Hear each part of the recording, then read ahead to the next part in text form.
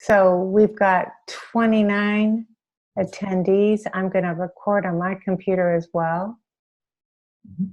And hello, everyone, and welcome to the first webinar hosted by ApoE4.info.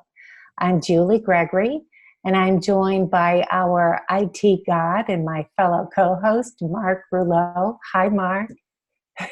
Hello.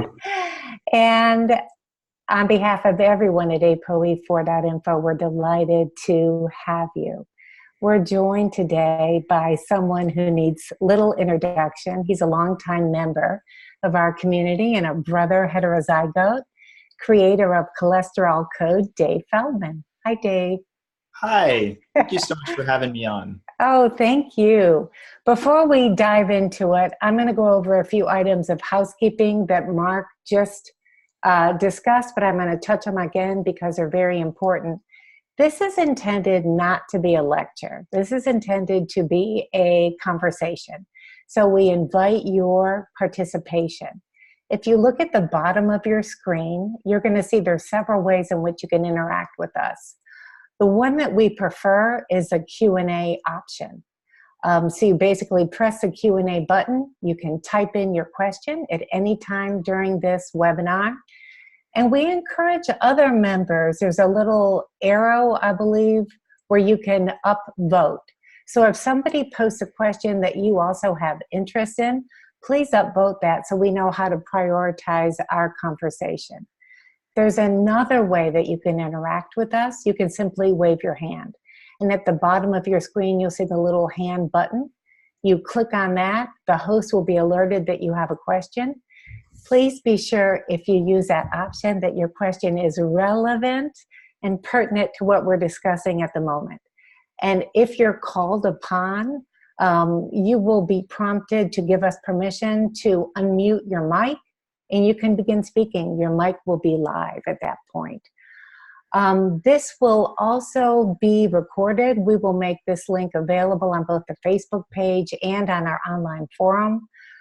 We'll also have some show notes because I imagine we'll be citing various studies throughout the conversation.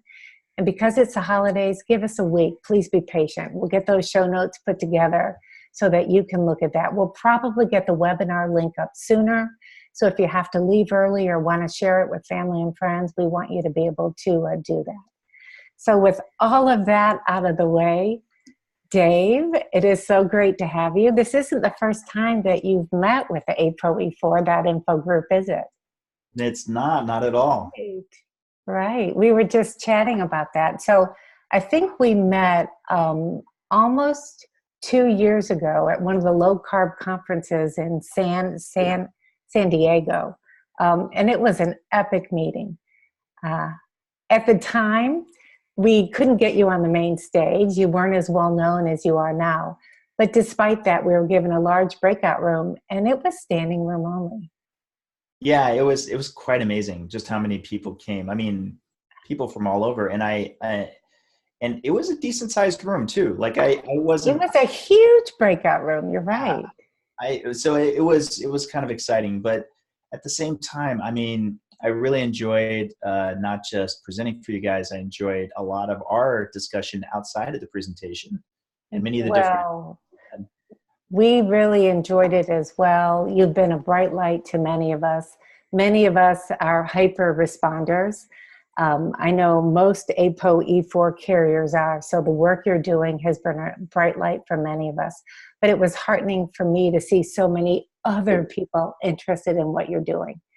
And you're not only diving into the hyper responder thing, but you're also illuminating aspects of the way the lipid system works that nobody ever knew before.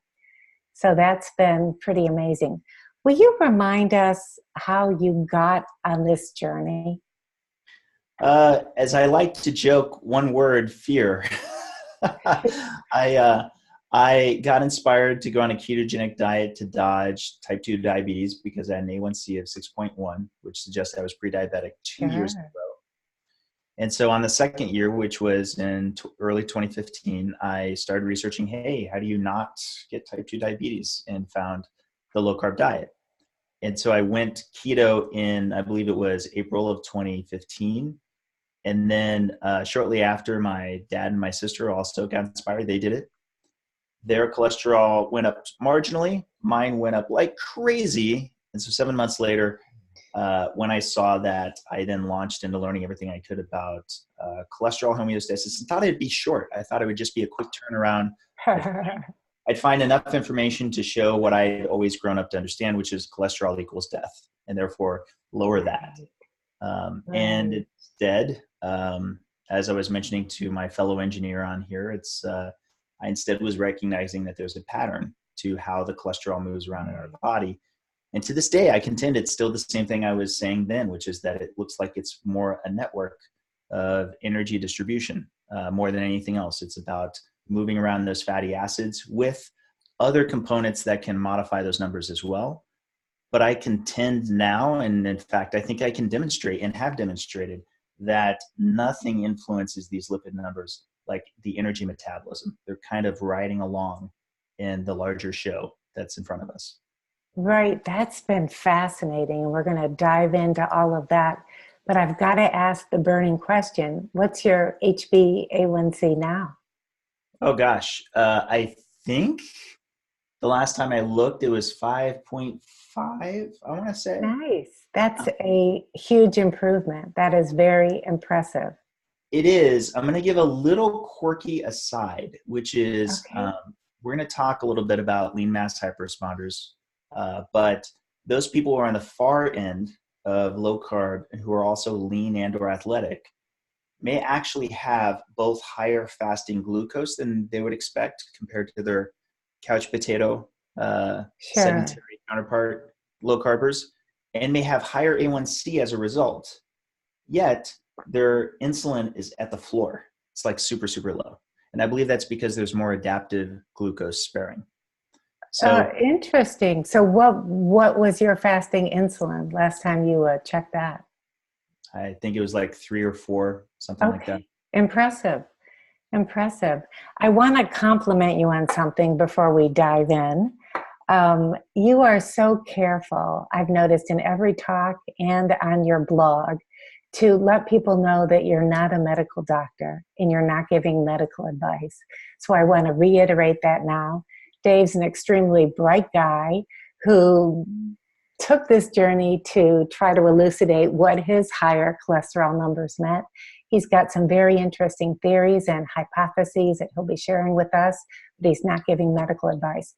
Mark and I are not physicians as well, so just let's put that on the table. Everyone here I know has done their homework, and they have either listened to the epic podcast that you did with Dr. Peter Attia or read the transcript. That must have been a surreal moment for you, that compelling interview. It was.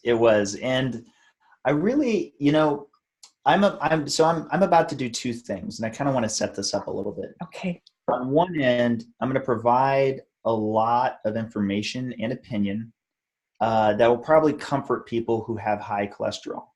But in so doing, I want you to keep in mind this entire time that I make no claim of certainty with the lipid hypothesis. I may be wrong, and it may be true. I don't know. But I'm going to give you sort of where I'm at in the journey and to why it is that I may feel cautiously optimistic. The other thing I want to say is I'm going to give a lot of counterpoints to a lot of things that came up in the podcast, because really this whole webinar its origination came from a thread that was started in ApoE4.info that was discussing that podcast I had with Attia. And so in a sense, it's not so much it's not that this is meant to be entirely around sort of the rebuttal with Attia, but I think it's actually a good launching point, because in many respects, Peter Attia sort of represented I think the field of lipidology at large. And so while I am going to do that, while I am going to be giving a lot of counterpoints, I want to start off by just absolutely exuding my enormous thanks and appreciation for both Peter Attia and Thomas Dayspring. Yeah. I know that they're not massive fans of my work, but unquestionably, I am a huge fan of their work, and I feel a great sense of debt to both of them for the amount of free and amazing information that they put online for all of us to benefit from. So I really want to be sure that that context is put forth. I think the world of both of them. And even if we have some intellectual disagreements, at least thus far, who knows, we may align in one direction or the other eventually. I have to really push forward just how much tremendous respect I have. And with that said, I can now kind of get into it. Now, real quick, I meant to have like a little bit of a presentation to cover a few of those points. As I said in that thread, I was starting to write a post, and it was just meant to be a reply in there, and it ended up kind of turning into something much larger. And so I'm now going to kind of launch into that now, and I'm going to share the screen and kind of go through a deck where I'll be talking about a lot of these details. So let's attempt to do that right now. I really appreciate that, because I know probably because of time, Peter was poking some holes in your theories and you didn't have a chance to respond. So this is a perfect opportunity. Yes. My hope is that right now you're seeing the full screen, right? I do. Okay, that's great. Let's go ahead and go to, if you've listened to the podcast, I call it the pre-buttal. But basically, after the podcast was recorded, Peter made, I want to say like about an 8-minute audio where he sort of broke down the 3 main things that he felt were the most dismantling of kind of the energy model that I was putting forth. And I'd like to kind of address each one of those real quick. And I'm actually going to see if I can move my, there's a controller. Perfect. It's a controller that I had to figure out how to move for a second. So let's go ahead and go to the first one. And it was on mass balance. Dave was unable to explain the mass balance, meaning how does one account for the greater amount of cholesterol in and the greater number of LDL particles? Now, I'll be honest, this one's kind of not as interesting to me. I feel like maybe I didn't articulate it well enough across to him, but I did actually address this at several different points. And here's some of the text taken from the transcript of the podcast. So for example, here I'm mentioning how we were talking about Craig Moffat, and he was saying, I can't follow why he, as in Craig Moffat, should have that much LDL cholesterol unless he is making more cholesterol. In other words, I've tried to think of this 10 ways to Sunday. The only way on mass balance that I can explain this hypothesis is he's making more cholesterol, to which I say, and if he is not recycling the same cholesterol, and I keep pressing back on this, certainly he's making more relative to someone who doesn't, as in he may be introducing a little bit more, but that doesn't necessarily mean that he's not recycling more. And this comes up once again a little bit later, in which he brings up the mass balance again. I say, as far as I understand, the liver can recycle cholesterol as many times as it wants to. And I'm going to kind of illustrate that with a simple analogy. Let's imagine a racetrack. And on this racetrack, the mass in circulation right now is 0 cars, and therefore the mass balance change is 0 cars.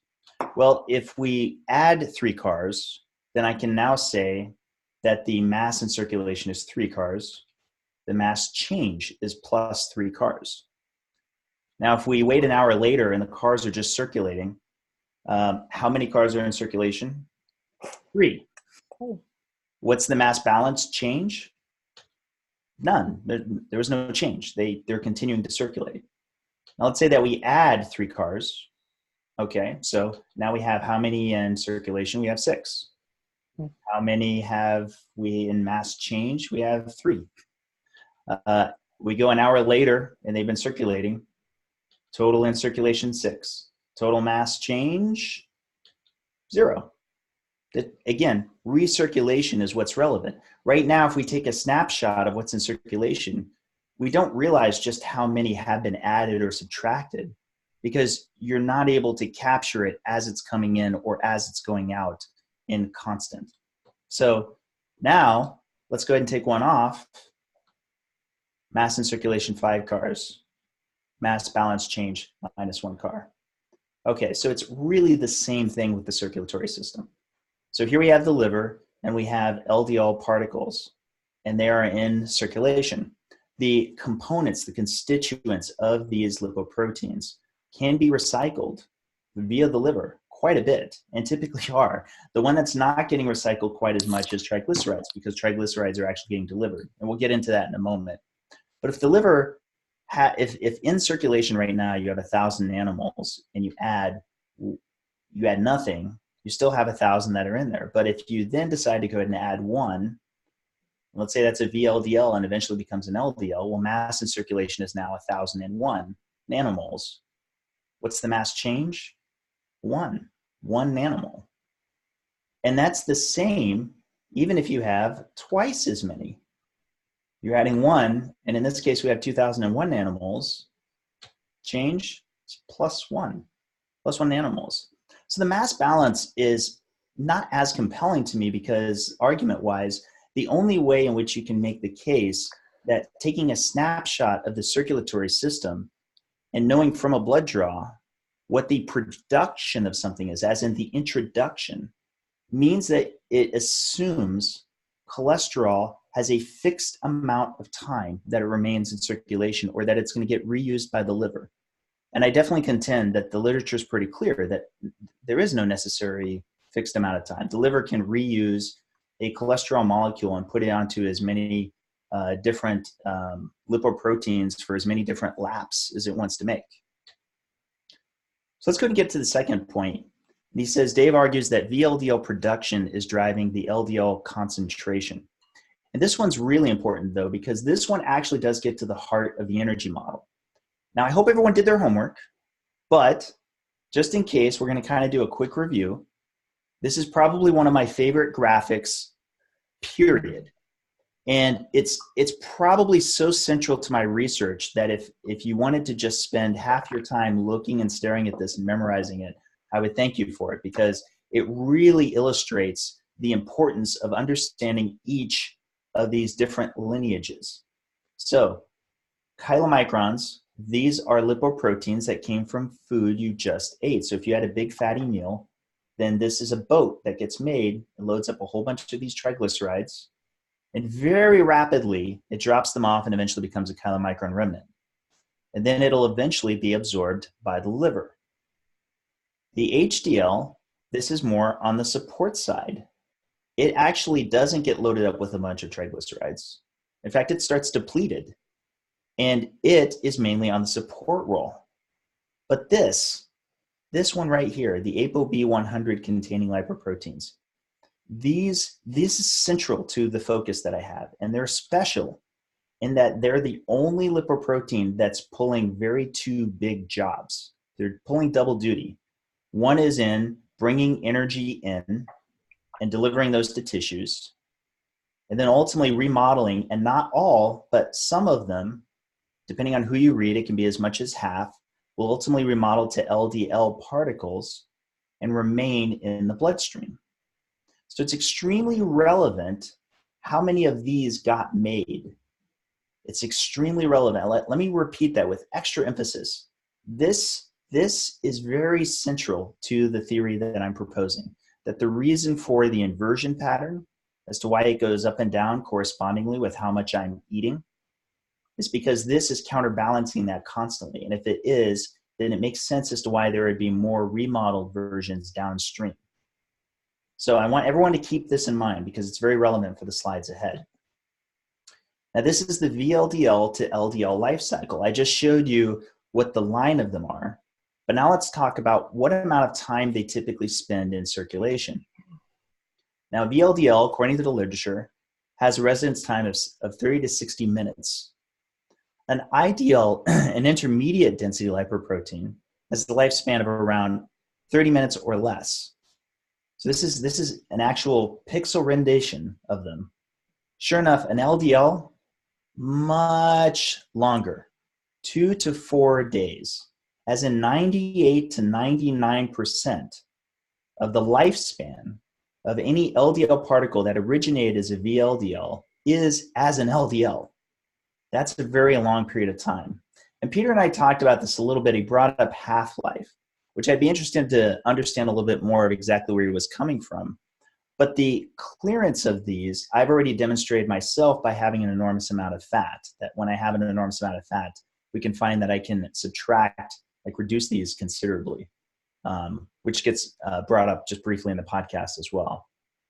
Now, here's the easy way to illustrate it with all of that in mind. Attia and Dayspring basically had the same opinion. I mentioned Dayspring here because he made an additional note in the transcript.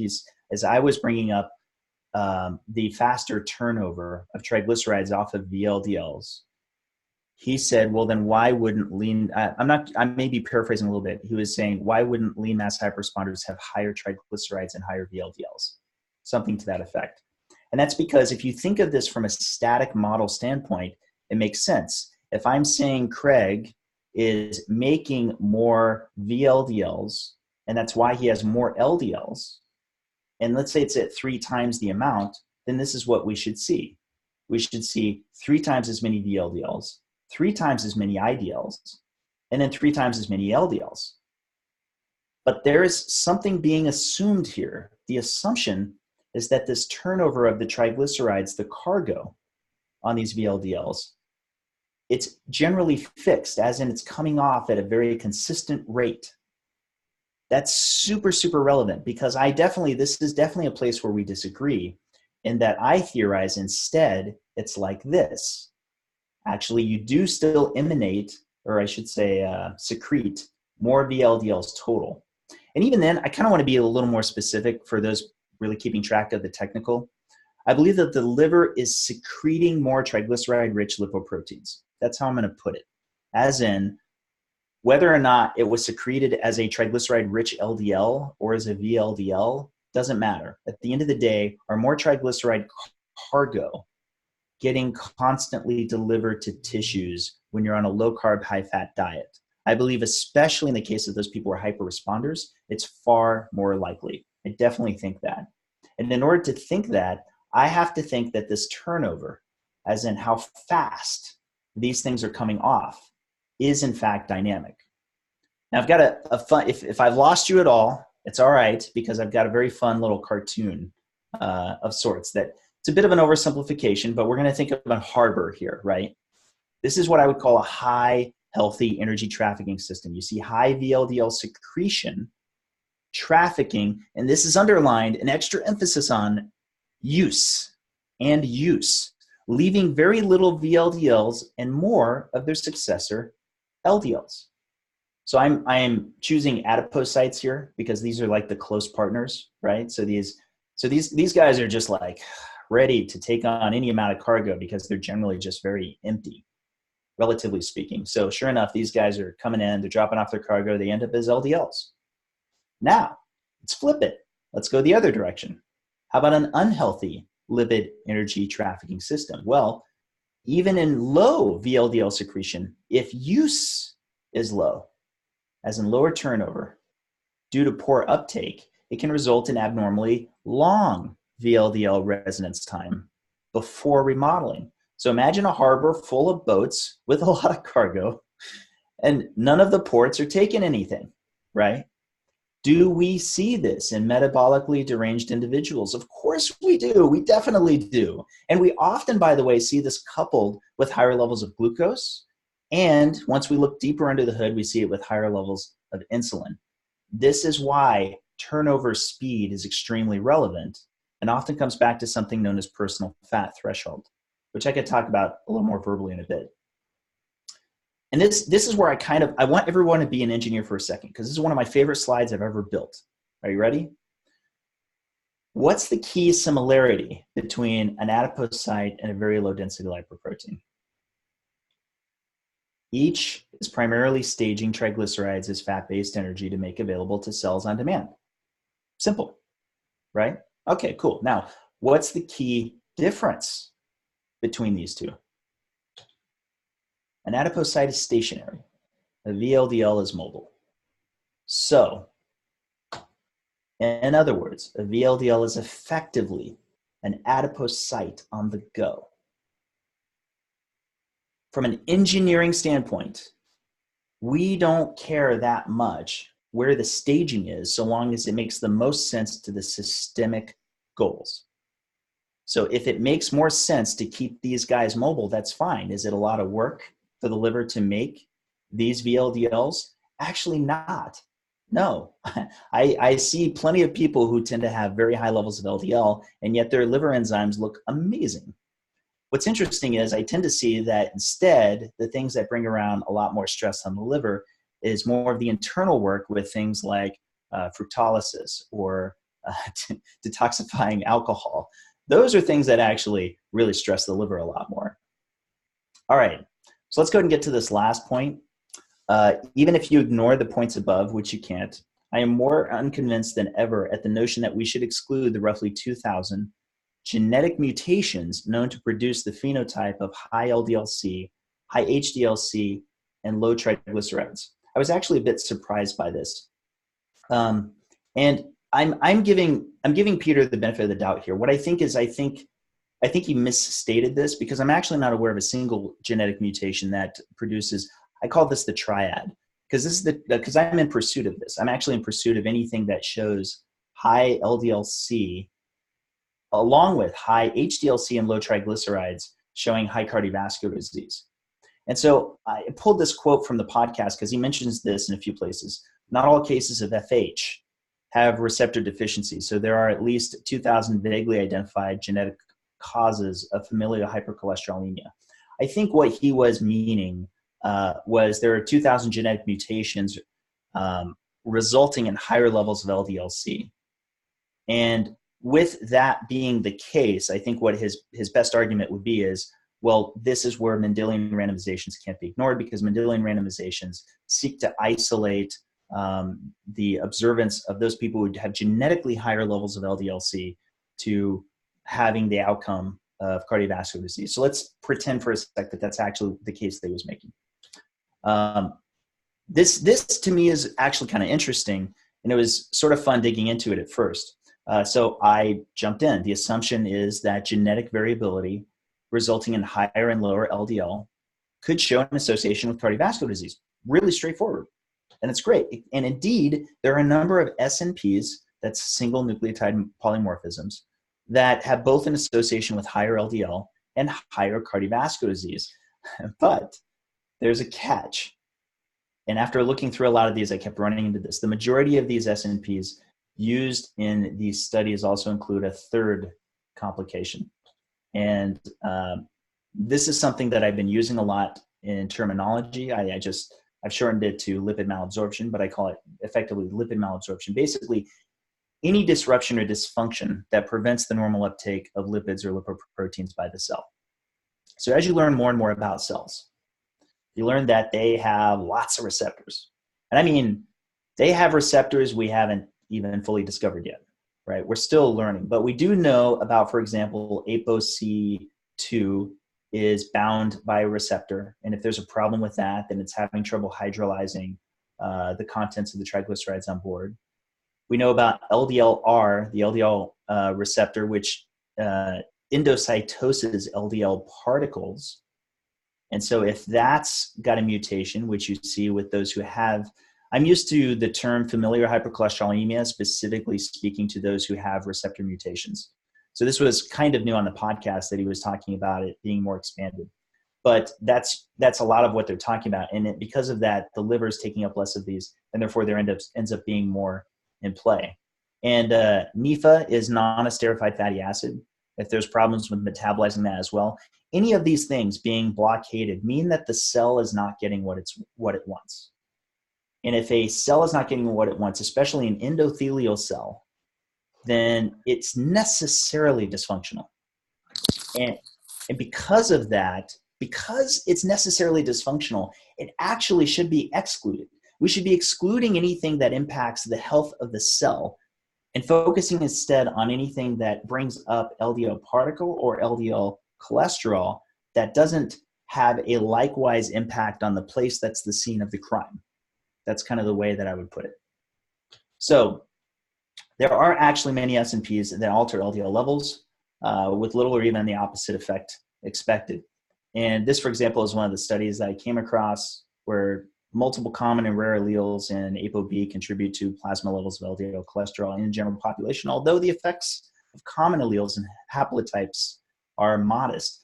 I actually have somebody who I'm trying to have exclusively capture just about every single SNP we can find that affects LDL levels at all.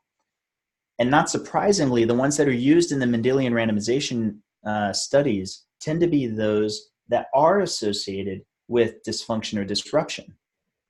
And that's going to become pretty relevant in a second with the next thing I'm going to talk about, which is, are there any SNPs without lipid malabsorption that result in higher levels of LDL cholesterol? Yes.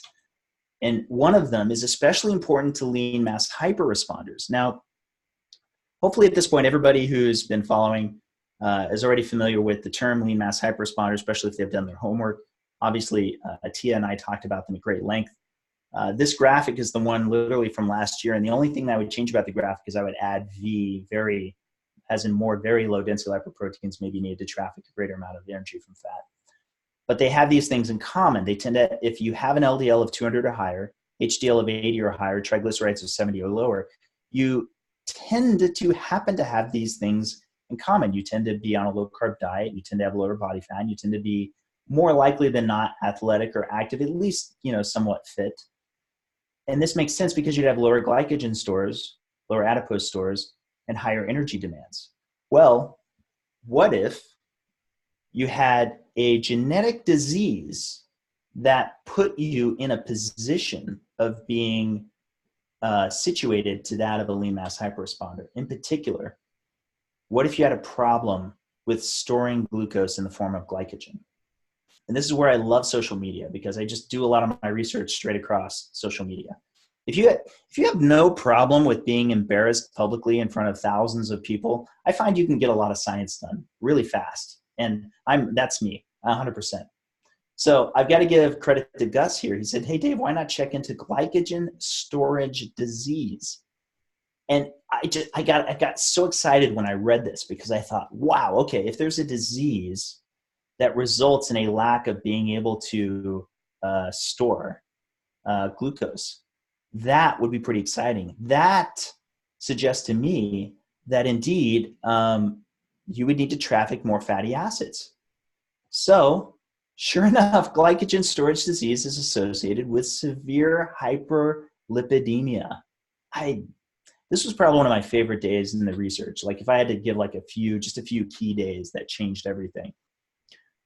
So then I came across a whole bunch of these studies, because naturally, if this does result in hyperlipidemia and glycogen storage disease doesn't have anything to do with cellular lipid malabsorption, particularly on the part of endothelial cells, would they have a lower amount of cardiovascular disease? And sure enough, as with some of the studies I'm about to show you, hyperlipidemia does not impair vascular endothelial function in glycogen storage disease type 1A.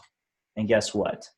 Further research is required to elucidate the precise protective mechanisms, because they were not getting atherosclerosis. In this study, I was really excited because they were so curious as to why these guys had hyperlipidemia but weren't getting atherosclerosis. They started to try to track all of these different minerals and vitamins and antioxidant stats, everything they could, to figure out what was going on with these types 1A and 3. And dyslipidemia in patients with glycogen storage disease types 1A and 3 does not lead to premature atherosclerosis. And I love this. They say the trace elements and antioxidant enzyme levels in GSD patients failed to explain the atherosclerotic escape phenomenon. I love this term, escape phenomenon, reported in these patients.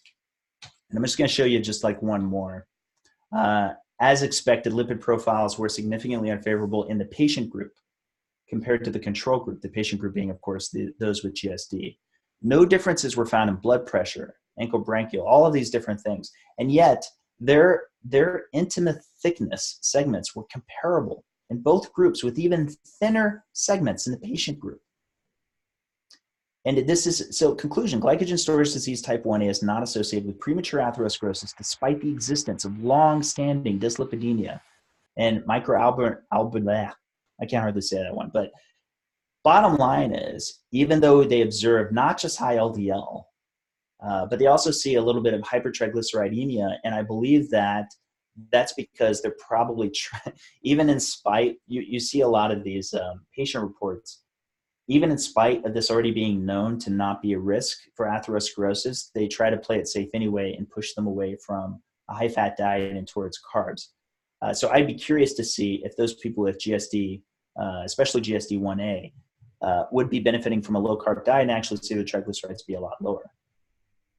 So to me, this was great because I was starting to really kind of understand why it is that I didn't want to use drug or gene studies. And so I wanted to focus on populations with lipid systems that are not categorically altered by specific drugs or genetic profiles. And that's when I was just saying, look, through the energy model, now that you've got the energy model in mind, what falsifies the lipid energy model?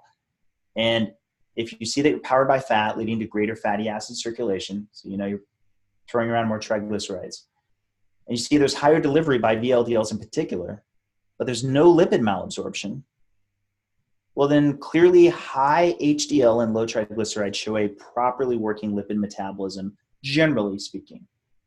Thus high cardiovascular disease, in spite of this, would help to falsify it. And that's where this graphic came up. I don't know how many of you guys have seen this, but I pushed it around social media. It's probably the one I pushed around the most. I basically was asking for anybody who can give me any study that shows those people who are normal and non-treated, who have high HDL and low triglycerides, would have high LDL and have high rates of cardiovascular disease. And I've still yet, it's going to be a year on February 14th. But I've instead found these studies to the contrary. This one is from our friends at Framingham Offspring. And sure enough, while the lowest odds ratio, which lower is better, did come with triglycerides under 100 and LDL under 100, but high HDL-C, the next lowest group is actually those people on the flipped opposite with LDL above 100. Everybody with an LDL above 100, but triglycerides that are low, HDL that is high. And there's even a higher risk group where the LDL is above 130. But because the triglycerides are low, HDL is high, it's also identical, 0.7. Super low risk. And then there's, of course, this one, which is like my favorite yet. And I can't even believe this was done 17 years ago. But in effect, this shows that, yes, if you divide this patient cohort, and I'm sorry, let me actually go back to that real quick. These are about 3,000 men aged 53 to 74, free of ischemic heart disease at baseline. If you see this is HDL of above 57, triglycerides below 97, and they divided both groups by this, even dividing it by an LDL of 170 on one side and above an LDL of 170 on the other side, that's close to those who'd be automatically qualified as having familial hypercholesterolemia. That right there is astonishing once you actually compare the low-risk group inside of the strata for both. It's nearly identical. There's less than 2/3 of a 1% risk for ischemic heart disease. And it's nearly identical at the top end. So even if your LDL is low, your HDL being low and your triglycerides being high means you're just as at risk as the person who has an LDL above 170. So yeah, for me, more than ever before, I can't seem to find the evidence that counters this, and I tend to find HDL and triglycerides matter.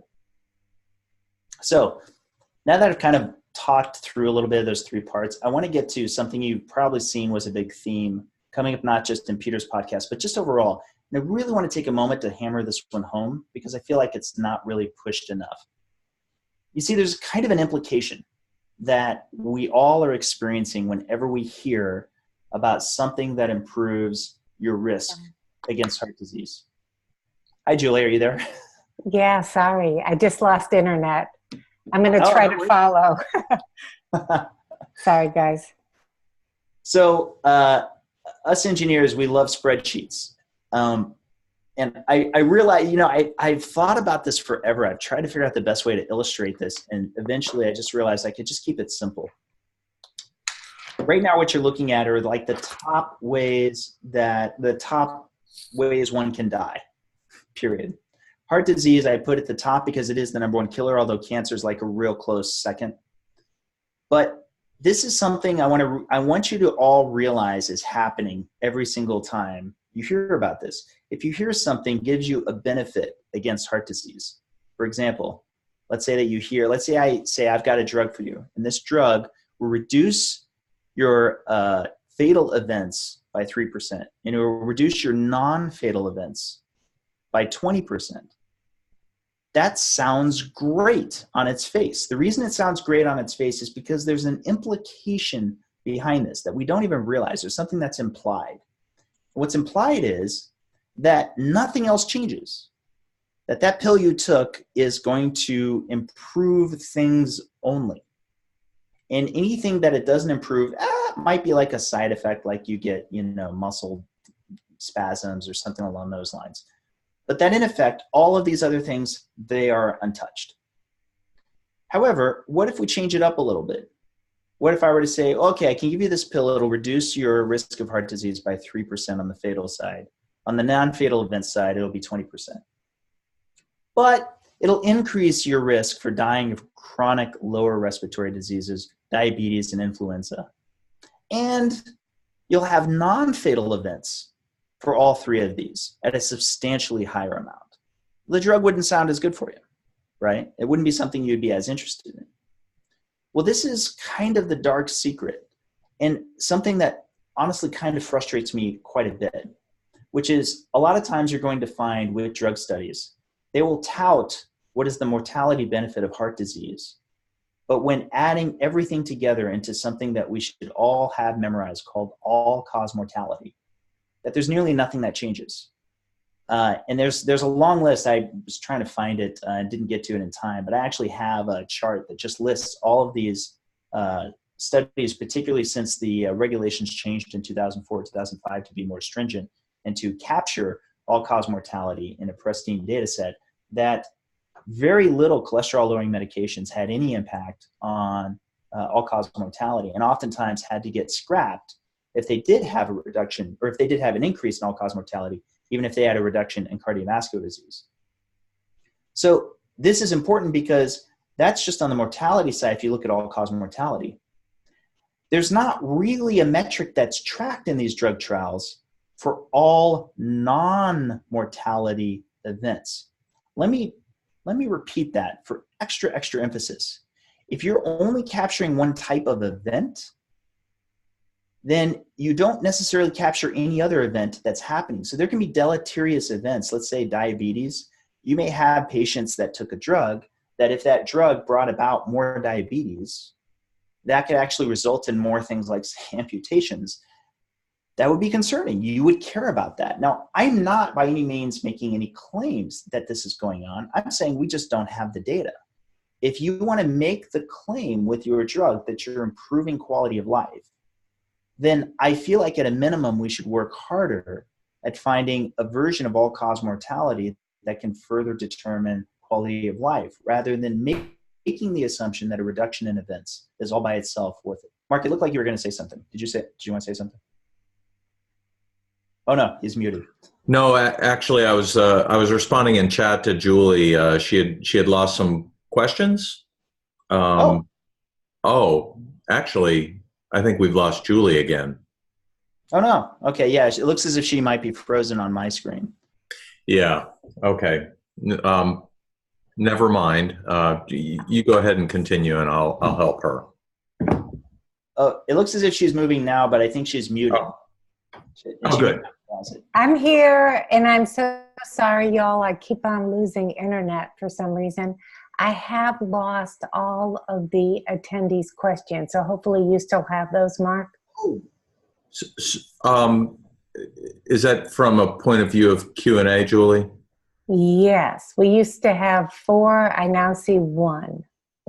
How many do you have? Sorry, Dave. Oh, no worries. I see 5 open questions, so we're perfect. We should be good, and we'll get. Okay, Dave, go back. Sorry. Okay, no worries. I hope I'm doing good on time. I don't have any ability to see time right now, but I think we're doing okay. So real quick, now it gets a little bit worse, and I'm intentionally using a bit of hyperbole to make a point. You see, in this last one, what we're talking about is a drug that might impact these numbers causally. What if we go the other direction and actually talk about something that will kill you sooner? And that's why I'm talking about cyanide poisoning. What if you took a pill that 99 out of 100 pills will give you the full dose of cyanide and will kill you? Well, then real quick, just think for yourself, what are the odds that after I take that pill, I'll die of a heart attack? My odds have just decreased substantially. What about dying of an accident, dying of Alzheimer's disease? No, obviously the joke is that thing that I took helped me to keep from dying of other things. So this is kind of my new quote, which is, what doesn't kill you gives you time to die from something else. So really, if you feel like I'm beating a dead horse, I thought I was too before, but it turns out that I'm not, because I feel like people still don't get the concept of AllCause mortality and why it's so relevant.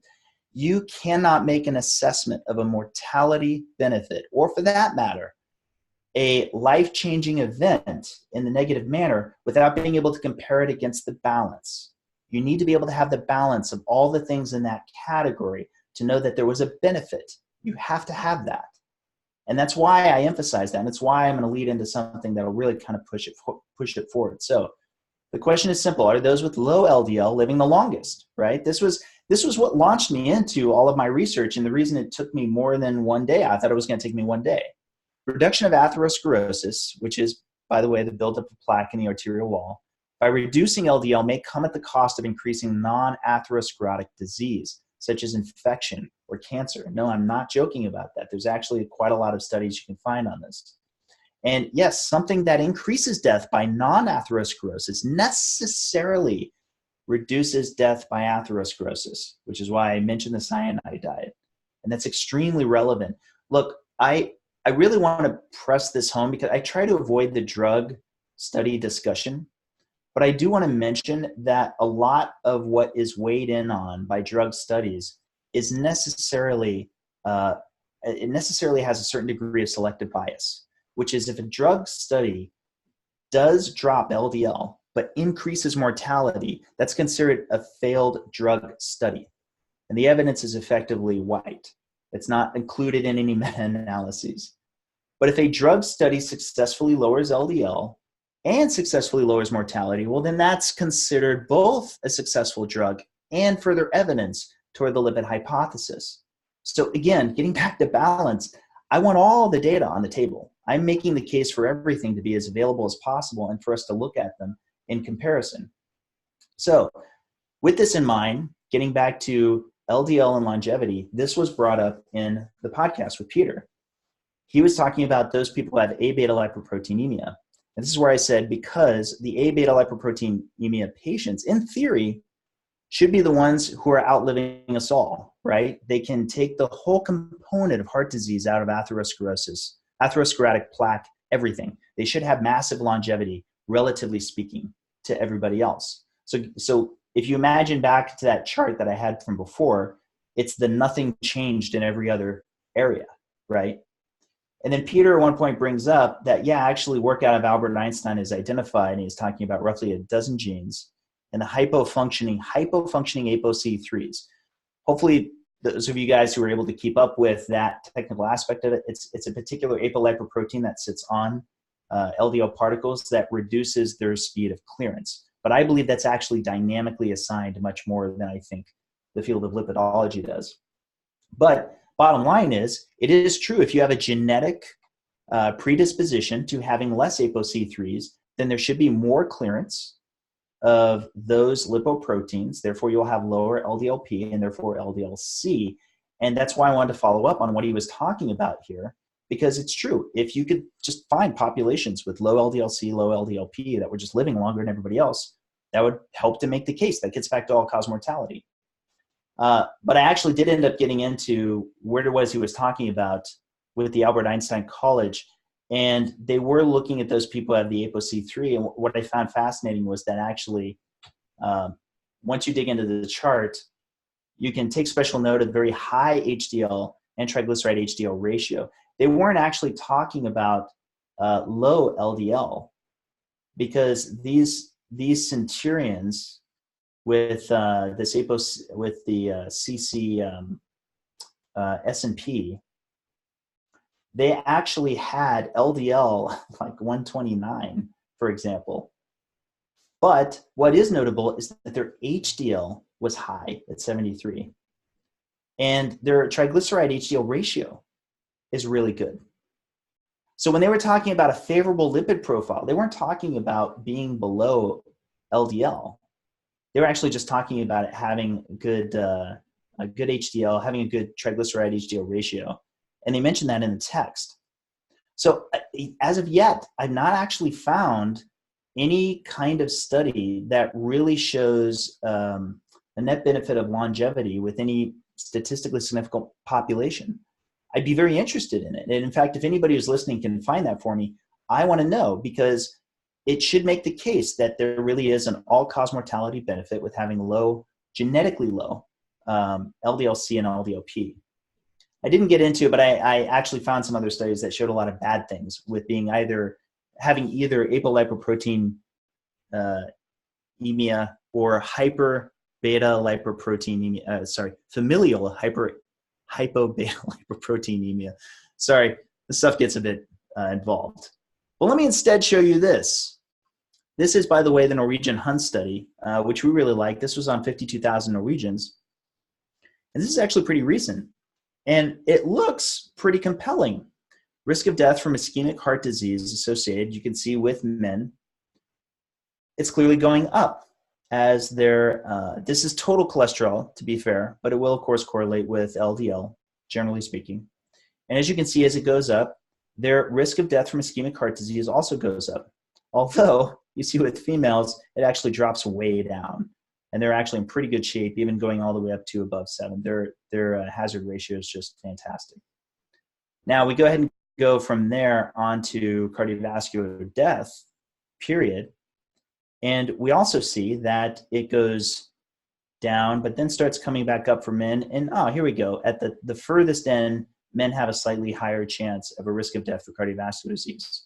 However, for females, it stepwise just goes lower and lower. The higher their total cholesterol, the lower their risk of death from cardiovascular disease, full stop. And again, this is 52,000. I think this is a population of 52,000. But now let's go ahead and get to my favorite metric, all-cause mortality. In all-cause mortality, we see both populations at their worst at low total cholesterol. This is their risk of dying overall.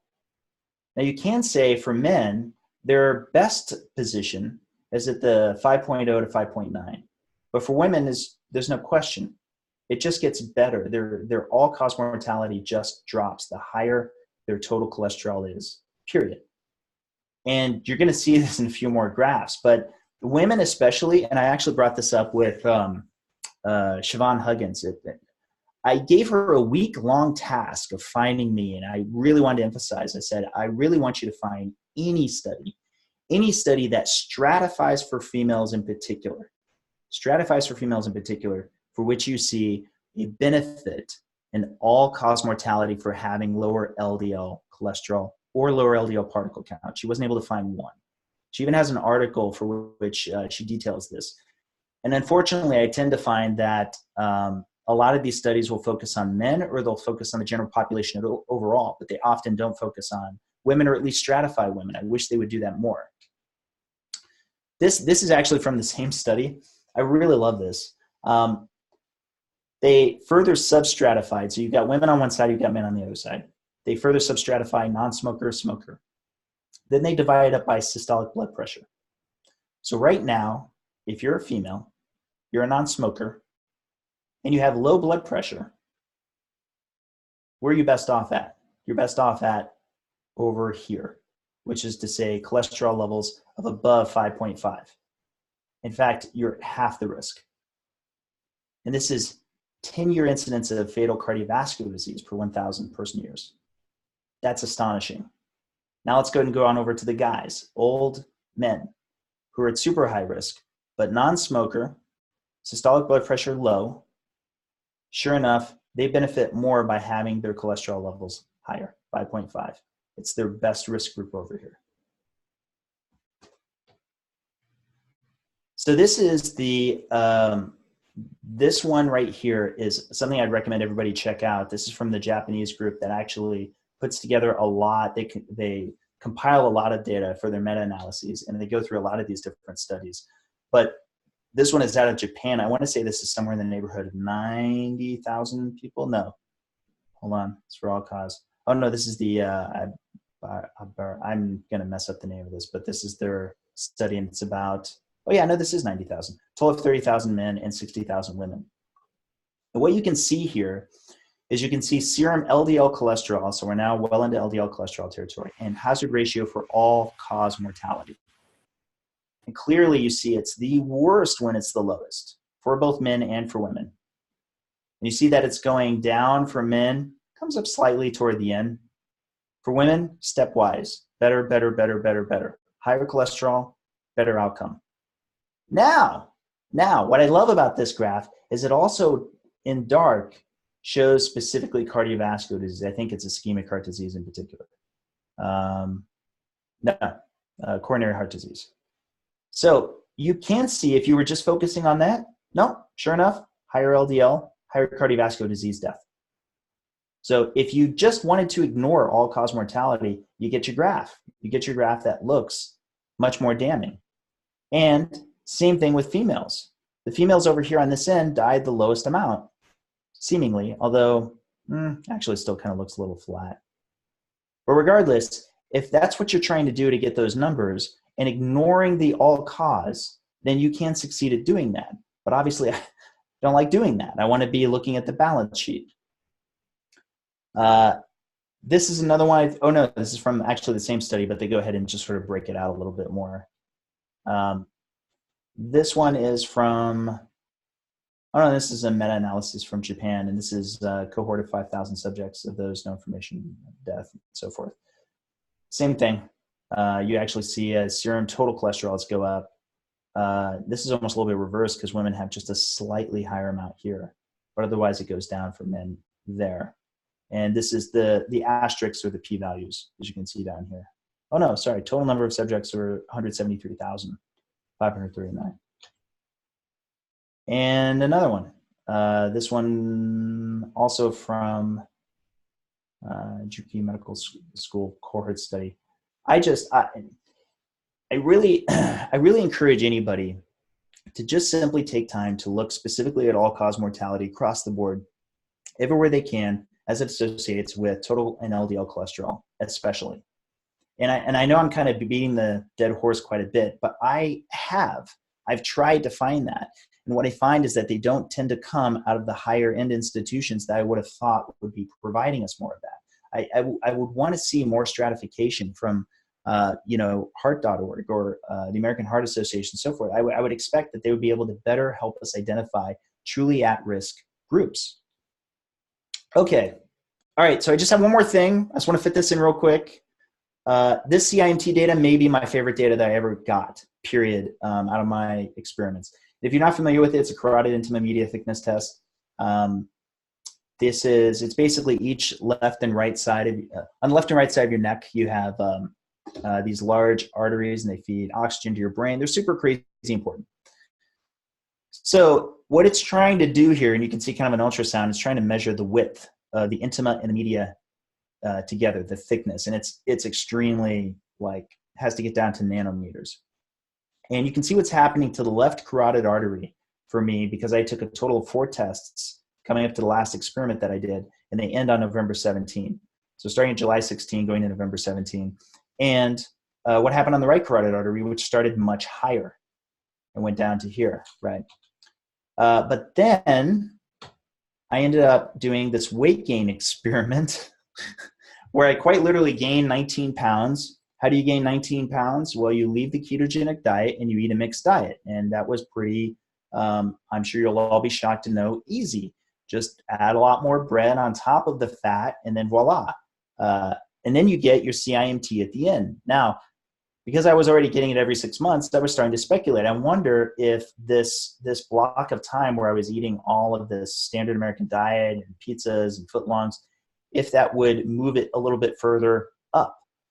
Well, this is what happened to my left carotid artery. This is what happened to my right carotid artery. In effect, the thickness of both the media and intima on both sides increased to the highest it ever had. since I started measuring it. So you can see I started out at 558 when I got my very first one. You can see it slowly regressing, even though it's supposed to stay the same or progress with my age. Same thing on the right side. And then it jumps to the highest on both sides following my 4-week standard American diet. Whereas before I was following a keto diet, save a few of the experiments that I was doing. So, hey Dave, I want to jump in with a quick question. When you were doing this standard American diet, were you maintaining your weight or were you eating an excess of calories? So I was eating an excess, and I think in order to gain 19 pounds, I think I was close to around 4,000 calories a day, where I would normally be for maintenance weight at around like 3,000 calories a day on a keto diet. So you were driving yourself to insulin resistance by over nutrition. Absolutely. Okay. And this is why, by the way, whenever I talk about this experiment and one other experiment that I did, I emphasize I don't want anyone to do this. Like it's not even it's not even one of those leave this to a trained professional. No, I'm half joking but mostly serious. I do a lot of these things so you don't have to. And in order to gain this much weight, I had to drive myself to a state of hyperinsulinemia. That carries, in my opinion, and I think a lot of you would agree, both short and long-term risk. Okay. So I cleared this with my wife. I talked to my family about it. I said, you're about to see me gain weight, and I'm going to be upfront with you. It could turn out that 5 years from now, 20 years from now, something like that, I go, oh, you know what? I actually did, by flipping my metabolic switch that fast, by gaining the weight and so forth, that could have some longer term impact on my life. But you know what? Nobody had ever done this before. Nobody had ever actually taken wide spectrum tests, both on the gaining the weight and then on switching over to keto. Like at the flip of the switch where I went over to keto, I took 21 different tests. I took DEXA scans. And I did that throughout the process of switching over. So I actually have an incredible data set of everything that changed and the gradual levels in which it changed. And it's very pristine because I ate exactly the same things each day. So I knew I was controlling for all other variables because only I would do that. There's really much more data that I have right now than I've had time to analyze. But I eventually plan to open source it so that other people can analyze it themselves. But of all of the data that I captured, the data I'm showing you right now is, I think, the most powerful data to come out of that. Like what happened to my CMT happening this fast, I'm not even sure, knowing what I know now, if I could go back in time, that I would have done the experiment. Because I mean, I can be somewhat. It's very compelling. I would love to see you. It's not just compelling, it's horrifying. Yeah. Right. But I would love to see you repeat it, keeping your calories the same. Or if you need to eat an excess of calories to become insulin resistant, I'd like to see you do that with fat to see if you have the same experience. So is it the difference in macronutrient ratios, or was it the excess of calories? Or food quality too. Like sure. If you just boosted the normal food you eat every day from 3,000 to 4,000 calories, what would happen to your CIMT? It's true. Not only can I not answer that, but I'm going to be honest. Of the metrics I like to play with, that's not one of them. We hear you. It's very compelling. Yeah. So I right now can't tell you until I get more of these CIMTs, and really until I get like 2 more in a row, whether or not it will truly snap back, which of course I would love would happen, but I'm skeptical that it will, or whether it'll be the same thing as those first 4 tests and that it's going to take a gradual reduction. But I can tell you this. If you ever hear from somebody, I'm going to take a break for the holidays from my diet, you should show them this data. You should say, you should see this Dave Feldman and what happened to his CIMT when he did a controlled version of going off his diet. And, anyway, that's so just real quick. This is the punchline, the final slide. I really want to drive this point home. What was going on when, even though they say with this test that it's high lipoprotein levels as one of the many components that can drive carotid intimamedia thickness, here I am throughout nearly 2 years, and I'm averaging LDL-C of 200 or higher, LDL-P of 2,000 or higher. These numbers would get me prescribed 2 drugs right now in the doctor's office, and a very hard talk on what I need to be doing. And yet, here I am, I'm seeing this regression on both sides. So what happened? What happened here once I followed the 4-week standard American diet? As I predicted, my LDL-C and LDL-P returned closer to what they were before I started the keto diet, which was 130 LDL-C and an LDL-P of 1,130. So if you're looking just at these last 2 columns, you probably, if you come from conventional medicine, think, hey, this is a better outcome, and this is a better outcome. Yet, here we already have over here on this side, we actually see what's happening. So looking at just these numbers as a driver for these markers is certainly something that I don't take at face value. So that's really the gist of it. I have a couple backup slides that I'll be able to use, but I thank you for sticking it out with me. I didn't realize I was going to go for like about an hour. I'm going to actually stop my sharing real quick. That was incredibly compelling, especially the CIMT data. I want to know more, you know, and I don't want you to do it again, you know, but that was very, very compelling. We have a bunch of questions that have been piling up in the queue. And Mark, I can't see them all because I lost the first. You need to unmute. Well, what I would suggest is, okay, Dave, if you simply look at the Q&A and you could just pick what you want to answer. Yeah, let me go ahead and just start at the top. Sure. So this is from Chris Madden. Dave, it seems like the prevailing perspective of folks like Dr. Dayspring is that high LDL-P, regardless of other factors, leads to cardiovascular disease. Do you think that these kind of folks are not aware of studies that you and others with your perspective reply on, or do they have different takeaways? So let me emphasize something one more time. I really kind of want to press this. I've worked with a lot of really smart people in my career. I've had the pleasure of directing some very smart engineers, and I can tell you, you can get a room full of very smart engineers that have a particular shared opinion. And all of us do this, including me, including Julie, including Mark. We all do this. We kind of can't help but get caught in a little bit of tribal thought. And that's not as to say it's a conspiracy. That's not as to say as though it's ignorance or anything along those lines. That's more that there's a sort of there's a term I like to use called you're distracted by what you're looking for. So if you feel very confident, if you feel very strongly that there's an association between LDL particle count and atherosclerosis, and I would argue that there is a weak association between LDL particle count and atherosclerosis, then what you're trying to do is you're trying to figure out the right combination of things to see in order to better finalize it in a way that convicts the criminal you knew was guilty the whole time, right? Now, here's some junior engineer coming in the room who says, hold on, guys, hold on. Have you looked at this measurement, that measurement, et cetera? And from their perspective, they're like, we already went over this. You weren't there for those meetings. We already talked about this, blah, blah, blah, right?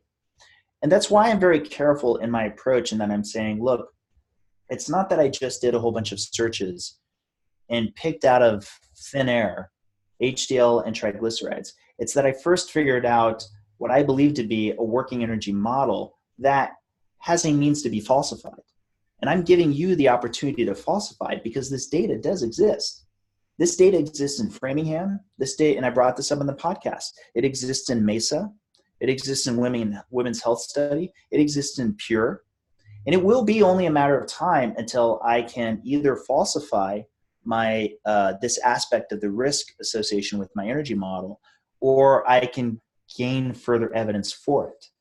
So I'm sorry, I know this is a bit of a long answer, but this is important because I think of both Peter Attia and Thomas Dayspring as very curious people, very knowledgeable, and again, people who I have enormous respect for. But do I think it's possible that they're being distracted by what they're looking for? I think it's possible.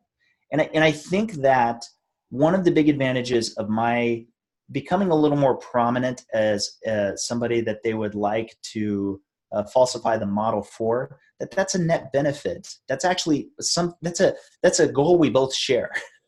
If they can say, nah, Dave, I got it. I got the access to MESA, and sure enough, you're wrong. You get high levels of atherosclerosis, even if your HDL is high and your triglycerides are low. I believe they'll bring that. In fact, that'll come sooner rather than later.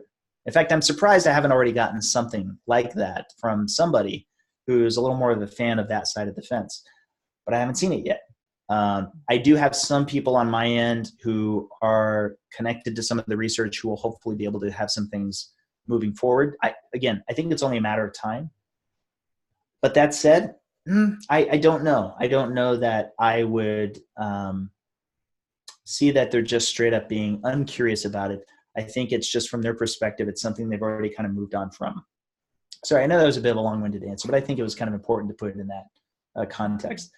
So Jeff Gilbert's, I'm being horrible with names today. Sorry about that. I've heard a lot of discussion about LDL, but not much about HDL. Can you discuss where it comes from, what it does, and how we can influence it? Well, okay. So the short, it's not really a short answer to this. HDL is actually, Siobhan Huggins turned me onto a paper that really brought a new perspective of just how many different things HDL is a part of, including the immune system, to very complex levels. It's, in as far as that I know, it ultimately is synthesized via the liver. It comes with ApoE1 and 2, but it can, in some cases, have only one of the two, which I think is ApoE1. It starts delipidated. It's actually, its job is to go out, and really, I can't even say its job. It has many jobs. For example, I'll give you some examples of jobs. You hear all the time about cholesterol efflux, which is where it's actually going out to tissues for which there already is plaque or some kind of cholesterol deposits, and through ABCA1 is actually bringing it back out. And it's not only possible for it to return to the liver to drop it off there, but it can also use that same reverse cholesterol transport to hand it back off to LDL particles or even VLDL particles. But typically LDL particles through something known as cholesterol ester transfer protein. But it also has an important trafficking job where it actually can exchange apolipoproteins with VLDLs and LDLs. It can exchange ApoC2, it can exchange ApoE. And so in many respects, this is why I was kind of driving in Attia's podcast with whether or not these are triglyceride-rich lipoproteins. So he was bringing up a study, for example, that talked about how a certain amount of VLDLs are secreted, but a certain amount of them are LDLs of direct secretion. And I mentioned, how can we know that there was never an ApoC2, an apolipoprotein C2 ever added to it? Because it can be added to it from an HDL particle. And as he said, then there's no clinical way of determining that, which I would agree. There's no clinical way of determining that. So what matters is, where's their triglycerides leaving the liver? However they left the liver. And were they delivered to peripheral tissues? However they were delivered to peripheral tissues. Well, that's very relevant if you're powered by fatty acids. So anyway, sorry, really HDL is one of those things you could talk about at great length. Right. And I just want to jump in that both Attia and Dayspring talk about the fact that it's incredibly important to distinguish between HDL and functional HDL. For Yes. which we have no assay. So how frustrating is that? We just have some proxy, so that's a little bit frustrating. I have to say, from the ApoE4 perspective, HDL appears to be incredibly important for a number of reasons. It is the only lipoprotein, to my knowledge, that can cross the blood-brain barrier. And Right. it probably doesn't do so in any measurable amount, but it does good things in the brain. So a high level, we would assume, would be a positive thing. But another thing is, and you mentioned this, that I think it carries ApoE, and higher peripheral levels of ApoE predict better cognition. So that's huge. So there's a study done by Rasmussen that had a data set of over 70,000 people. And those in the highest quartiles of peripheral ApoE were protected against developing cognitive decline. And that was irrespective of ApoE genotype. So that held true for ApoE4 carriers. So I think if there's, one positive that we should be looking for, it is to raise HDL. I think it may have some benefits beyond the heart disease benefit protection, but I think it can be quite protective for the brain. Well, and I'm gonna drop an important perspective switch that I think a lot of your audience is going to be savvy enough to understand. I think the causality direction is backwards for most people. For example, you may say, hey, I want to increase my HDL because HDL does good things. It's true, HDL does good things. What I'm going to say from a systems engineering standpoint is, wait a sec, is it that HDL does good things, or is it a downstream result of the status of your system? As in, HDL is higher because it has nothing to do. Whereas when HDL is highly engaged, it's lower, much like the cops that normally patrol your neighborhood are now missing. Okay. And you go, oh my gosh, where are the cops at? You don't think, oh, I want the cops to be in my neighborhood so that they can specifically do things. No, you actually want the cops in your neighborhood so that they're not doing things. You want them to be bored and driving around with nothing to do. Well, the same thing with triglycerides, as I was talking about with the cargo on the boats. There's no good reason for there to be a lot of cargo in the bloodstream. So it's not that triglyceride-rich lipoprotein cause atherosclerosis, which is now the current thinking on these. They're called remnants. And I didn't really get into that, but basically VLDLs, lots of VLDLs in the system. They're saying, hey, look, there's an association between lots of VLDLs, triglyceride-rich VLDLs, and atherosclerosis, suggesting that they themselves are a higher risk of atherosclerosis. They are causing more atherosclerosis. And I would say, how about instead, no, they're higher in a system that's clearly metabolically broken and itself would be associated with greater levels of atherosclerosis. There's already, and for that matter, there are other forms of disease that induce a higher level of lipolysis so that there can be more VLDLs to help actually combat the disease. That's another thing that Siobhan gets into. She's got some great articles. She's actually got an article she'll be coming out with here pretty soon on the immune system, that where LDLs participate with the immune system in particular. And fascinating. These things, this is why, like, you have to come at this from an engineering standpoint in the sense that you're talking about a vehicle, any vehicle, your own car. Telling me you used your car a lot last week doesn't tell me anything because I don't know what you used it for. LDL particles, the reason I tell everybody to focus on that slide is LDL particles pulling double duty means you need to rethink everything. You can't just look at them in isolation and come to conclusions. You can't do that. They can be high for a good reason. They can be high for a bad reason. And I think that and both those reasons I don't think are mutually exclusive. But I think the tip-off is whether or not your triglycerides are low.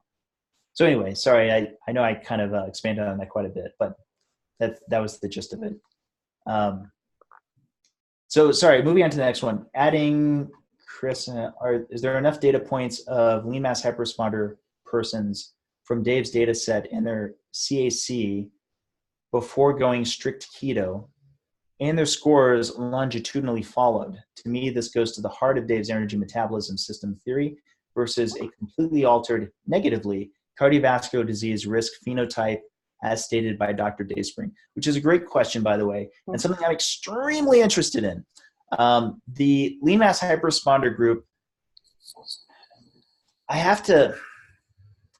this is what kind of sucks. I have to give a little bit of a wind up. The wind up is that I'm trying to work out some research.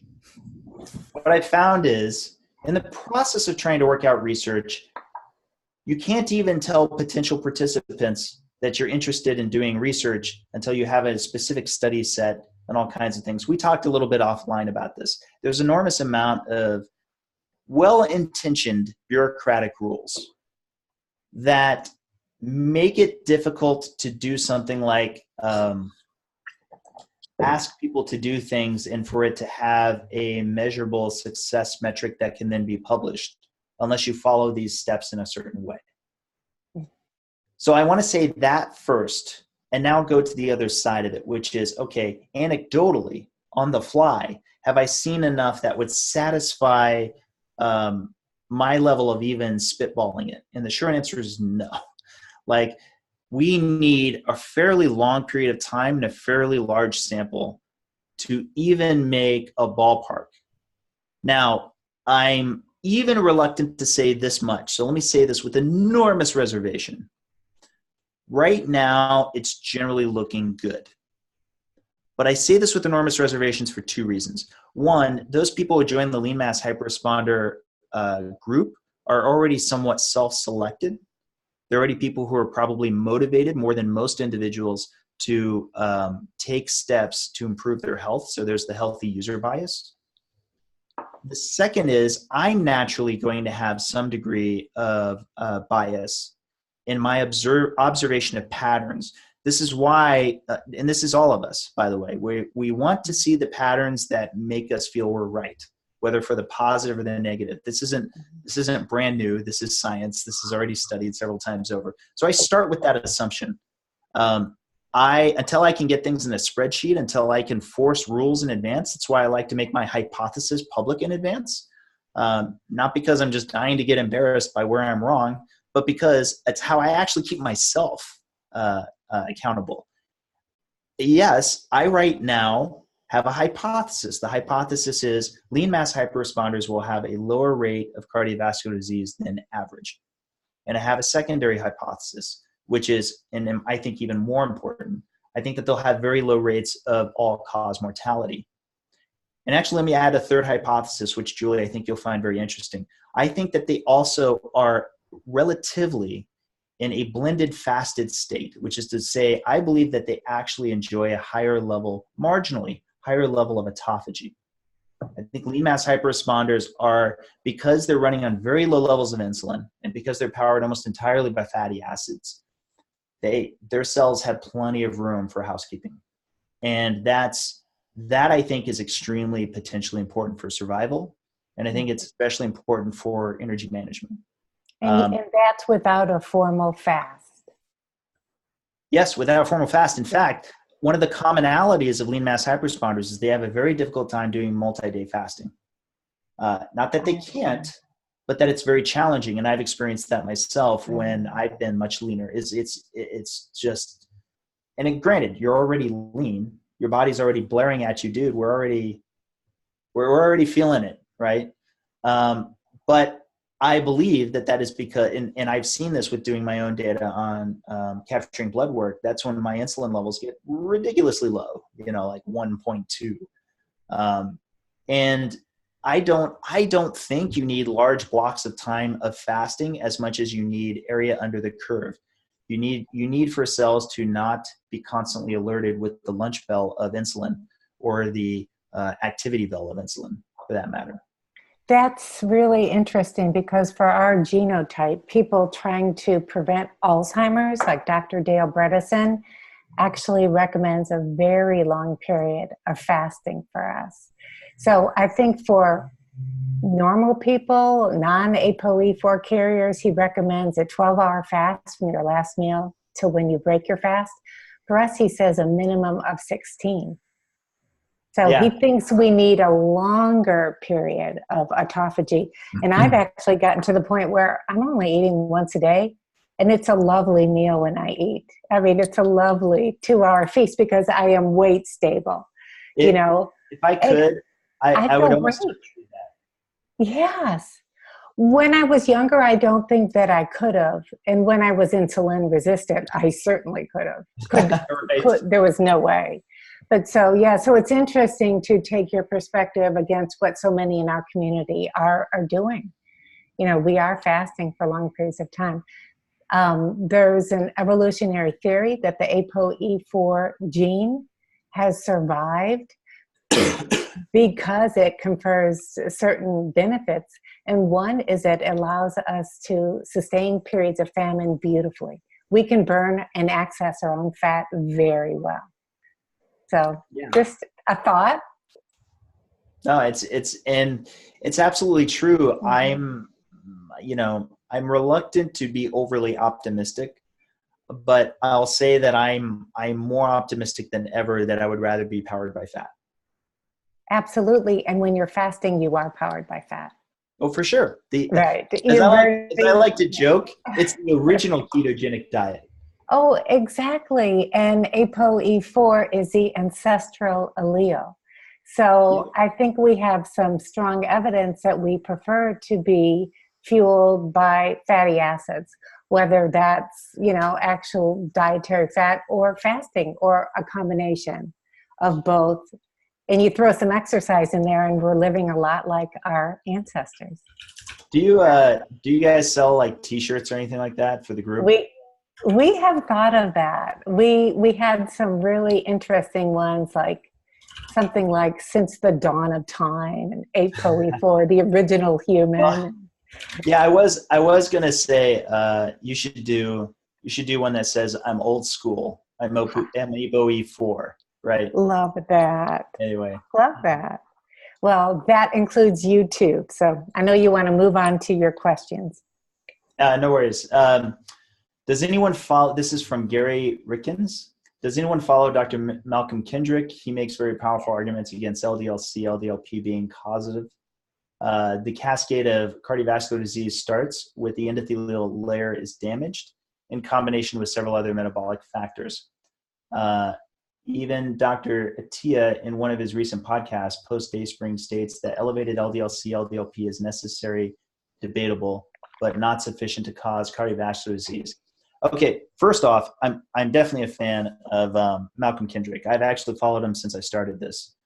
And yes, I've actually had this opinion all along, which actually sort of gets back to the disruption or dysfunction.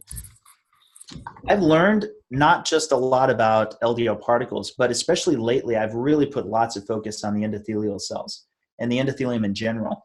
A lot of people out there, they sort of think, and I did too, that the endothelial cells are just kind of sitting there on your vascular wall. They're just hanging, and maybe they need some stuff, and then they reach out and use the receptor or something. Those guys work. And I mean, they are one of the most dynamic cells. You can't even imagine, right at this very second in time, as your blood is pumping, every stroke volume that's going through your bloodstream, it's actually, as it's going out, your endothelial cells are detecting the shear stress and chemically signaling down to the smooth muscle cells below them to come to dilatate and also to constrict at the right. It's very symphonic. You can almost say it's like just an extension of the heart. And that they're doing 24/7. They're doing that all the time. So without question, there's a factor of atherosclerosis that is by design, as in there is a process in place that's meant to chemically deal with what's happening. And where we're struggling is, okay, exactly at what point does it get out of control of the body, where it's now past what could otherwise be argued as design? But a lot of people would say, no, there's no design at all to it. There's never any reason for which there would be any atherosclerotic plaque to develop. Yet, we already know from animal models, we do this daily, that we can damage their endothelial cells. And a lot of times they'll do it through the carotid artery, the same way I was just talking about. And guess what? You can induce atherosclerosis through beating up, through denuding the endothelium. Well, that's a true cause and effect. That's not even theoretical. That's actually something where we can observe what just happened, and that was by creating the damage / dysfunction. So yes, one of my biggest complaints with the lipid hypothesis is there's the assumption that endothelial health isn't relevant to whether or not you develop atherosclerosis, that the higher concentration of LDL particles will cause the damage, will cause the dysfunction in the endothelium. And I tend to be of the mind that no, something else typically causes it. And then the question is, does the body have the constituent components to be able to deal with it and deal with it effectively? And that's why, I was bringing this up with Attia on the podcast. I said, when I started out, I would have thought, given the same amount of oxidative stress, would I want 1,000 nanomoles of LDL particles, or would I want 2,000? And knowing what I know now, I think I'm actually more and this is just me speaking for me personally, I think I'd rather have 2,000. I think I'd rather have 2,000 because I feel like they would do a better job of preventing something like chain oxidation to existing endothelial cells. It's like having a larger crew that when you adopt a highway and you're trying to clean up the trash, you have twice as many people to go clean up the trash. That means that there'll be more people in a snapshot that are holding trash, but that's okay. I'd rather they get the trash off the side of the highway than become a problem for the highway. Anyway, I've kind of mixed a lot of metaphors there, but you get the idea. The idea is, do I feel the existing mechanisms in place are relevant to the control of atherosclerosis? I definitely think they do. And do I think damage to the endothelium is a part of the atherosclerotic process? I think that has been objectively determined, particularly through the existing things that we've done, not just with animal models, but also with, there's lots of other things where, for example, we inject people with lipopolysaccharides and a whole bunch of other things for which we can induce these problems. So, sorry, did you guys want to add something, or should I jump to the next question? I just want to say that I also follow that series, and I find it fascinating. Dr. Kendrick comes up with a new cause constantly, so I have certainly learned a lot. He is tenacious. He's really on top of it and just constantly goes through it. But on top of that, he has a very active comments section. Right. And, he also responds a lot in those comments. I don't know how he has the time. Like I can't even keep up with the comments in my own blog anymore. It's frustrating. So. Yeah, I just want to make one quick comment. I mean, it's very clear that there's many drivers of coronary artery disease, heart disease, and something that makes me nervous about maintaining a higher particle count for ApoE4 carriers is that we are evolutionary, the pro-inflammatory allele. And this is something that I mentioned to you, Dave. So it's not necessarily the markers that we're traditionally checking, like C-reactive protein and homocysteine. But when you look under the head at other more exotic inflammatory markers, ApoE4 carriers tend to often have a low level of inflammation and sometimes a high level of inflammation. And it makes me nervous. That they have a low level? Oh no, did you get first? I think we may have, you talked out after the word nervous, Julie. Okay. It makes me nervous. Go ahead. Sorry, I've got an unstable connection.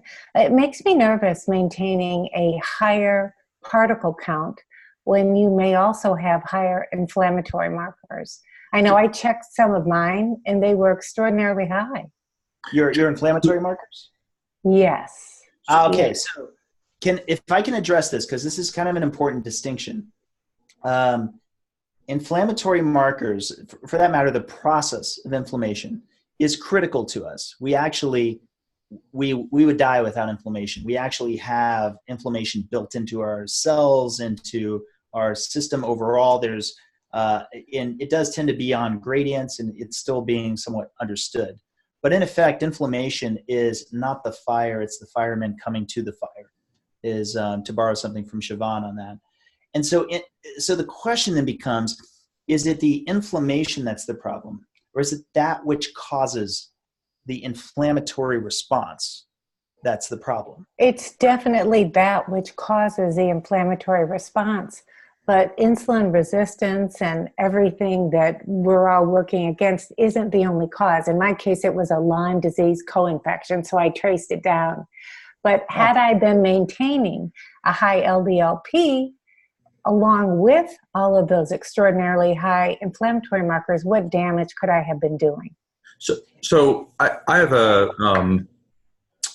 just a follow-up then, Julie, because I'm kind of in the same camp with Dave. I feel like given what we know and don't know and the levels of uncertainty, I'm a lot more comfortable having high LDL particle count. And the way Dave put it earlier, where he suggested that it's good to have a lot of functional particles operating because they do stuff. We don't necessarily understand all the things that they do, but our body makes them for a reason and they are functional. And so I guess I'd like to see how you connect inflammation and this vision of LDL particles as potentially being functional, intended by normal, healthy processes in the body in the absence of metabolic dysfunction. How do you know that having more LDL particles wouldn't help you deal with the burden of inflammation from Lyme disease and babesiosis and whatever else? That's an excellent point. I think we don't know, and that we sort of have to live with the uncertainty. So I'm a really 50%, like a 50 percentile kind of girl when it comes to LDLP and LDLC. I mean, for whatever reason, well, it's not for whatever reason. My numbers tend to actually be a little lower than that. But HDL is off the chart and triglycerides extraordinarily high and all that kind of stuff. But I guess I'm just uncomfortable with the uncertainty. And I know, I wouldn't purposefully drive LDLP very low. But I think until we know more, I just feel more comfortable trying to stick around the 50th percentile. And sorry, I didn't mean to make that about me or take over your Q&A day. Yeah. No, and for what it's worth, anyone watching this right now, anybody who comes to cholesterolcode.com, be aware that while it's true that myself, Siobhan, and Craig Moffitt, we're all probably much more comfortable with high levels of LDL-C and high levels of LDLP, provided our metabolic profile looks great. That said, Julie, we have plenty of people that are like yourself. We have plenty of people that come and they say, look, all things considered, I just want to know from what you know how best I can lower LDLP, LDL-C.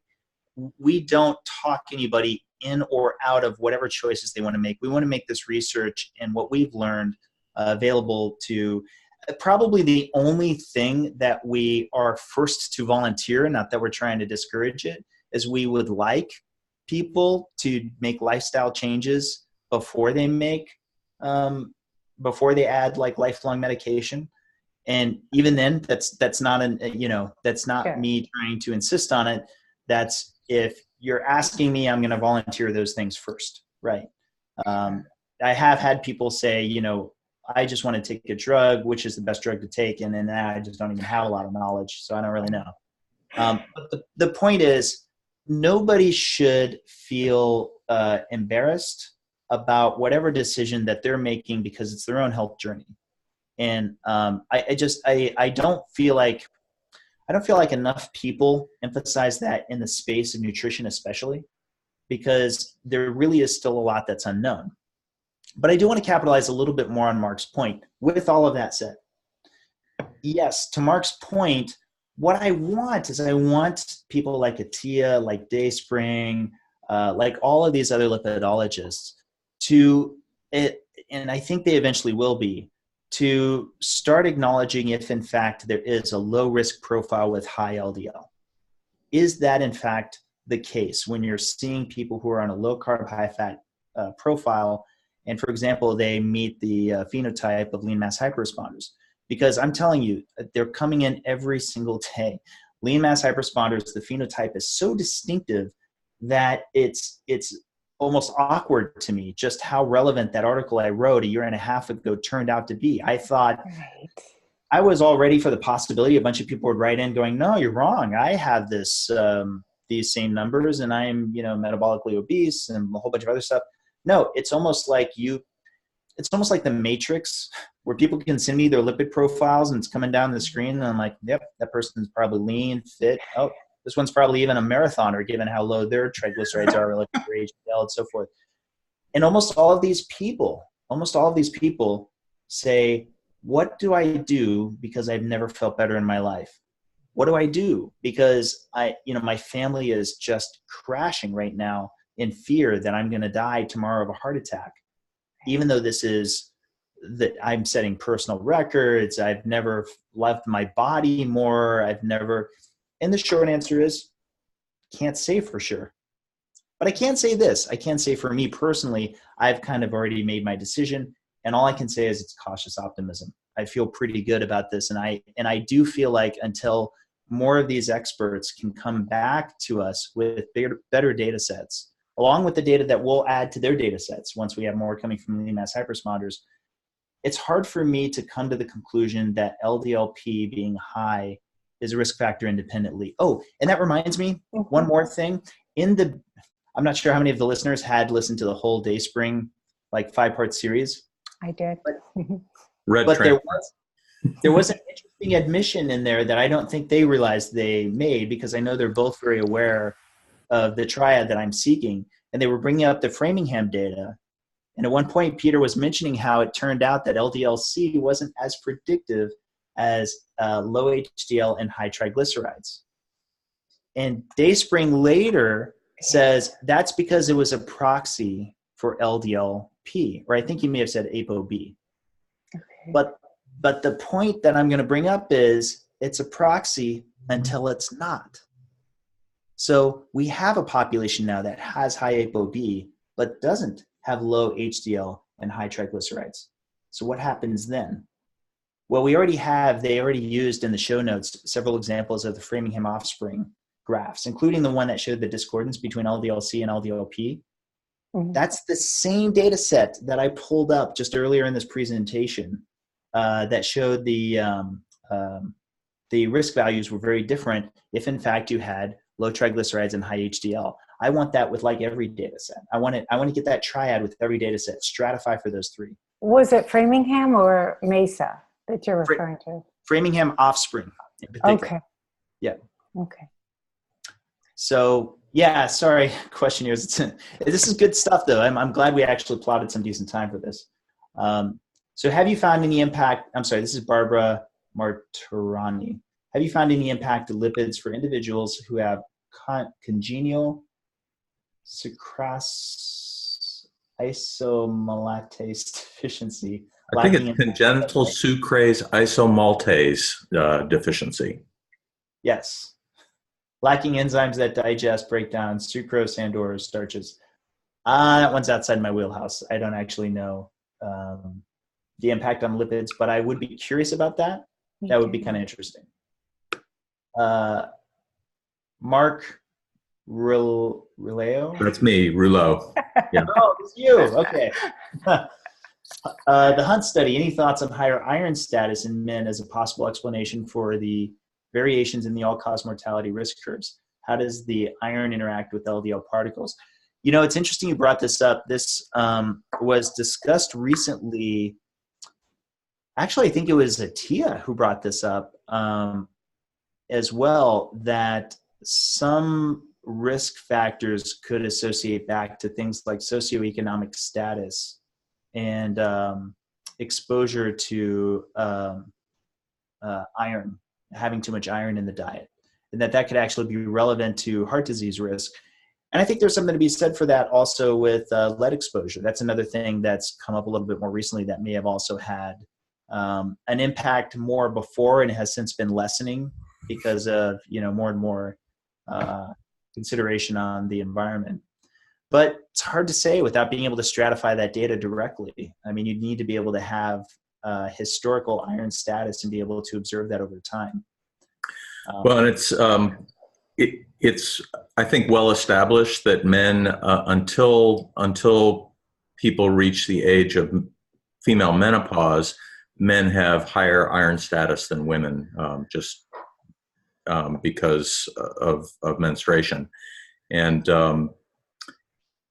there are some well-designed studies out there that show that people who donate blood periodically, even after controlling for various other health markers, have a significantly better metabolic function and reduced, longer lifespans, reduced mortality.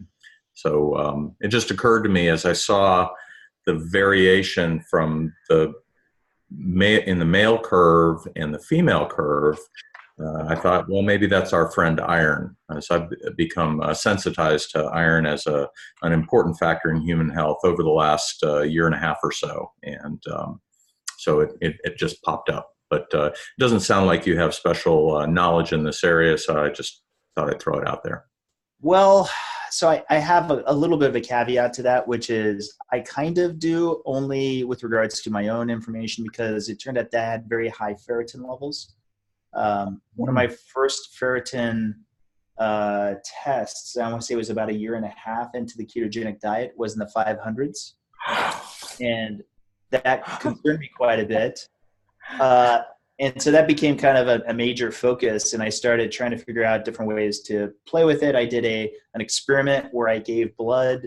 I took my markers before and after, and that didn't end up having that big of an effect. But one thing I found fascinating was when I was doing lower caloric experiments, and I was capturing ferritin as well, so eating lower than what I'd like, it would get into the 700s. And one time the only time that I've done a 2.5 day fast, and it was a terrible experiment. It was supposed to be 3.5 days, but I actually had to cut it short to 1 day. I got a ferritin after that, and it was in the 900s. Now, something interesting is about a little over a year ago, I discovered that a lot of my electrolyte problems just came down to straight up not getting enough salt. And when I say not getting enough salt, I kept ruling it out because I was already getting close to 5 or 6 grams a day. I found out that I need to get up to 10 grams a day. Once I was closer to like 10 grams a day, all my problems basically disappeared. Now, could be a coincidence, but around that time, my ferritin started going lower and lower and now it's closer to the high 200s, I want to say. Okay. Something that was very relieving was I found I didn't know this. I had actually gotten tested for ferritin before from a prior doctor, and it was in the 500s then. So I now know that wasn't going on the low carb diet that brought that around, which is part of what concerned me. Yeah, my belief from what I've learned over the last year and a half or so is that it's an entirely independent risk factor. But I'll send you something under separate cover. Yeah, no problem. And it's fascinating because I do give blood. Like every time I do one of these experiments, I get anywhere between 8 to 12 tubes taken from me. I've been more worried that the amount of blood taken from me is going to become its own confounder in my experiments. I wondered about that. Yeah, and there's not a lot I can do about that because the wide spectrum of the blood tests I think is too valuable. I would rather risk that for what I gain from being able to capture so many of these markers at the same time. So you may need to just take some time off. Yeah, sure. I've talked to my wife. You guys will be a happy pair discussing if I need to do that. Okay, so we'll get to Mike Hargreaves. Are there any Smiths going to be in this? So my diabetes doctor used to say that high cholesterol went hand in hand with diabetes. He never seemed concerned about my high levels. After fighting diabetes for 20 years, I find I'm 4/4 ApoE. Seems the primary way to fight both is to cut out carbs, but I'm not hearing anyone talk about how ApoE affects glucose energy path. Just the keto diet can help.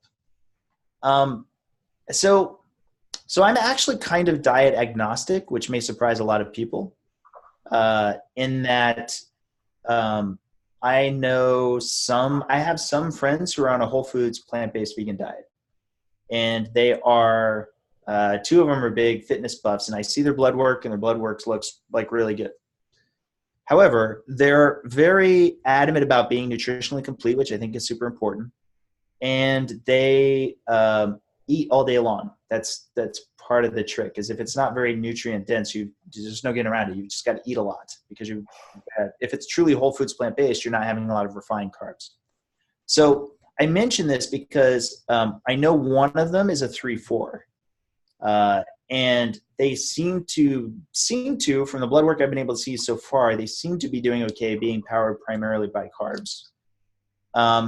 Although part of his working with me is I eventually got him to bring up his fat by having more nuts and avocados, because he wasn't, in my opinion, he didn't seem to be producing enough cholesterol, or in some way something was disrupting his hormonal balance, which I'm not going to get into here because that's confidential. But that ended up helping him a lot. But that seemed more about the hormones than it did seem about his glucose control.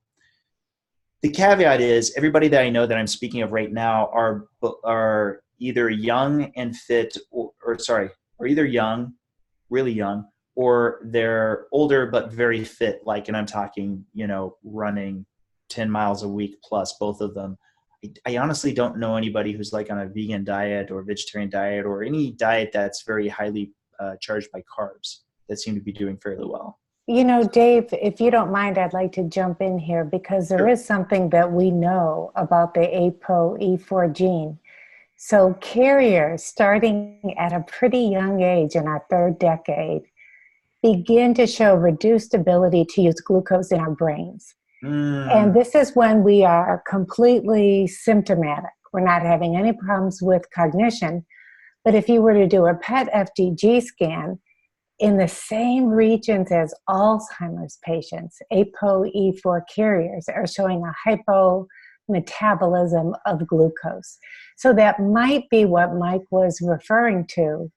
And so for that reason, many in our community, not only to improve metabolic markers, but also to create a level of ketosis, which has been shown to offset that neural fuel deficiency. So Dr. Stephen Cunnane has developed this dual tracer technology, where he's able to see that ketones can replace that neural fuel shortage. So for that reason, a lot of people in our community are trying to use a low carb approach. Right, so, right. Yeah. And to add to that, I would say that there's a couple of levers that you can pull to establish ketosis. One of them is very tightly restricting carbohydrate intake, and the other is to fast. And so I think there are a lot of very successful human cultures with plenty of ApoE4 carriers who historically have not been beset by Alzheimer's disease. They're eating high carb, but they're also not involved in overnutrition. They're typically not eating 3 meals and 2 or 3 snacks a day. They're eating once, maybe twice a day. It's a different world. But if you're eating like sort of a traditional culture would, before there were refrigerators and the food was always ready all the time, you're going to be in mild ketosis a substantial part of every day. Yeah, and you know what, I'm gonna add something that's also a little advanced, but that I think is it'll give you a chance to get a better perspective as to where I come from in my own perspective of the metabolic disease state progression that's especially been more prominent in the last few decades. And that's that I believe that refined foods have been problematic, not necessarily for the reasons other people have thought. I keep thinking about this in terms of homeostasis in respect to our existing configuration, especially with regard to the endocrine system. That is to say that we've had lots and lots of practice ancestrally with fat, protein, and fibrous carbs. We've had plenty of those three. We've had lots of practice along with lots of practice in fasting, not because we were trying to, but because occasionally we just ran out of food and then we were stuck and we couldn't eat for a while. And we had to figure something out. We have plenty of practice with that scenario. Now we have a new scenario that's unlike any other time in history in two ways. One way in which everybody knows about in the low-carb community, which is, hey, you're eating around the clock. You basically have induced a persistent state of hyperinsulinemia. And this is bad for lots of different reasons if you can just keep your insulin very high for a long time. But there's also something else that I key into that I've definitely observed in my own experiments. If you're having something that's very refined, very quickly absorbable, and particularly if it's in the form of an energy, refined carbohydrates being one of the easiest ones to pick on, well, then you have a means by which it's going to get into the bloodstream faster than is we're ancestrally used to responding to. So you're really speeding past the leptin watchguard really quickly, right? And therefore you have the capability of not only speeding past that, but you have possibilities of being able to, for example, light up the dopamine receptors sooner. So you get more of a reward fix, which therefore eventually brings up more tolerance so that you need more and more on the fixed side. Bottom line is you didn't have the process imposed on you that our ancestors did for having to eat. There was more prep work. There was more, not just hunting. I'm talking about just bringing things together to eat. And then for that matter, there was just a lot more things like chewing that we don't even think about anymore. We just engulf food, and we engulf food that quickly gets into our bloodstream before we've even had a lot of that signaling that started all the way at our mouth, going into our hindgut, right? So from a mechanistic standpoint, I keep thinking of it as like, hey, what if, we've been using cars that go on a particular gas this whole time, and now all of a sudden you decided to come up with your own formula of gas you started to feed into the engine. The engine might still run for a while, and then it continues to get in worse and worse shape because that engine was never designed to have that petroleum. It was never meant to have it in that mixture or that style, right? And that's why this is kind of a daunting and scary time for us when you really take a step back, because it really is the frog in the boiling water. We've somehow gotten used to a high proportion of obesity that, going back to my childhood, I didn't see that in my class. Now I live next to a school, a young school. It's an elementary school. And I see kids like I've never seen when I was young. And they're holding big sugary drinks that they're slurping down on their walk, going from the school to the bus.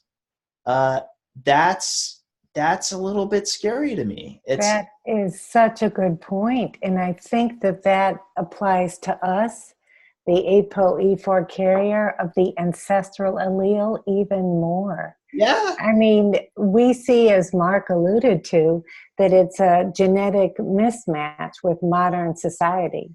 So a lot of us believe that if we can live more primitively, exercise, move a lot, we think eat less. We think that fasting period is very important. And then, it's a very handy tool to do the low carb diet to help get us into ketosis and help make that fast a lot more palatable. But most of us do this with a whole foods diet. So you are preaching to the choir, Brother Dave. And let's face it, if you're really having a true whole foods diet that's closer to the ancestral version of the whole foods diet, it's hard to overeat. Like I have I give this, by the way, to my keto friends who are all about the fat, but I eventually push back on liquid or refined forms of fat. And I'm saying, look, I still think you're eating too much. And the reason you're eating too much is because you'll make 10 fat bombs and you'll knock them down in 5 minutes, 1,000 calories worth of this fat. And you don't have your whole body signaling back to you to stop because it's not been really given much time. You've got too much speed of entry into the system. So just go to real foods, find out how easy it is to eat 1,000 calories of steak. Find out how easy it is to eat 1,000 calories of eggs, right? Good luck with that. You would probably know, Dave. Yeah, I do know. It's hard.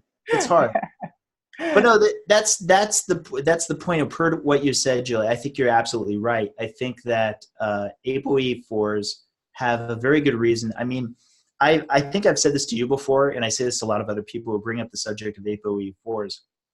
I like that what it's originally talking about is the apolipoprotein that sits on top of these lipoproteins.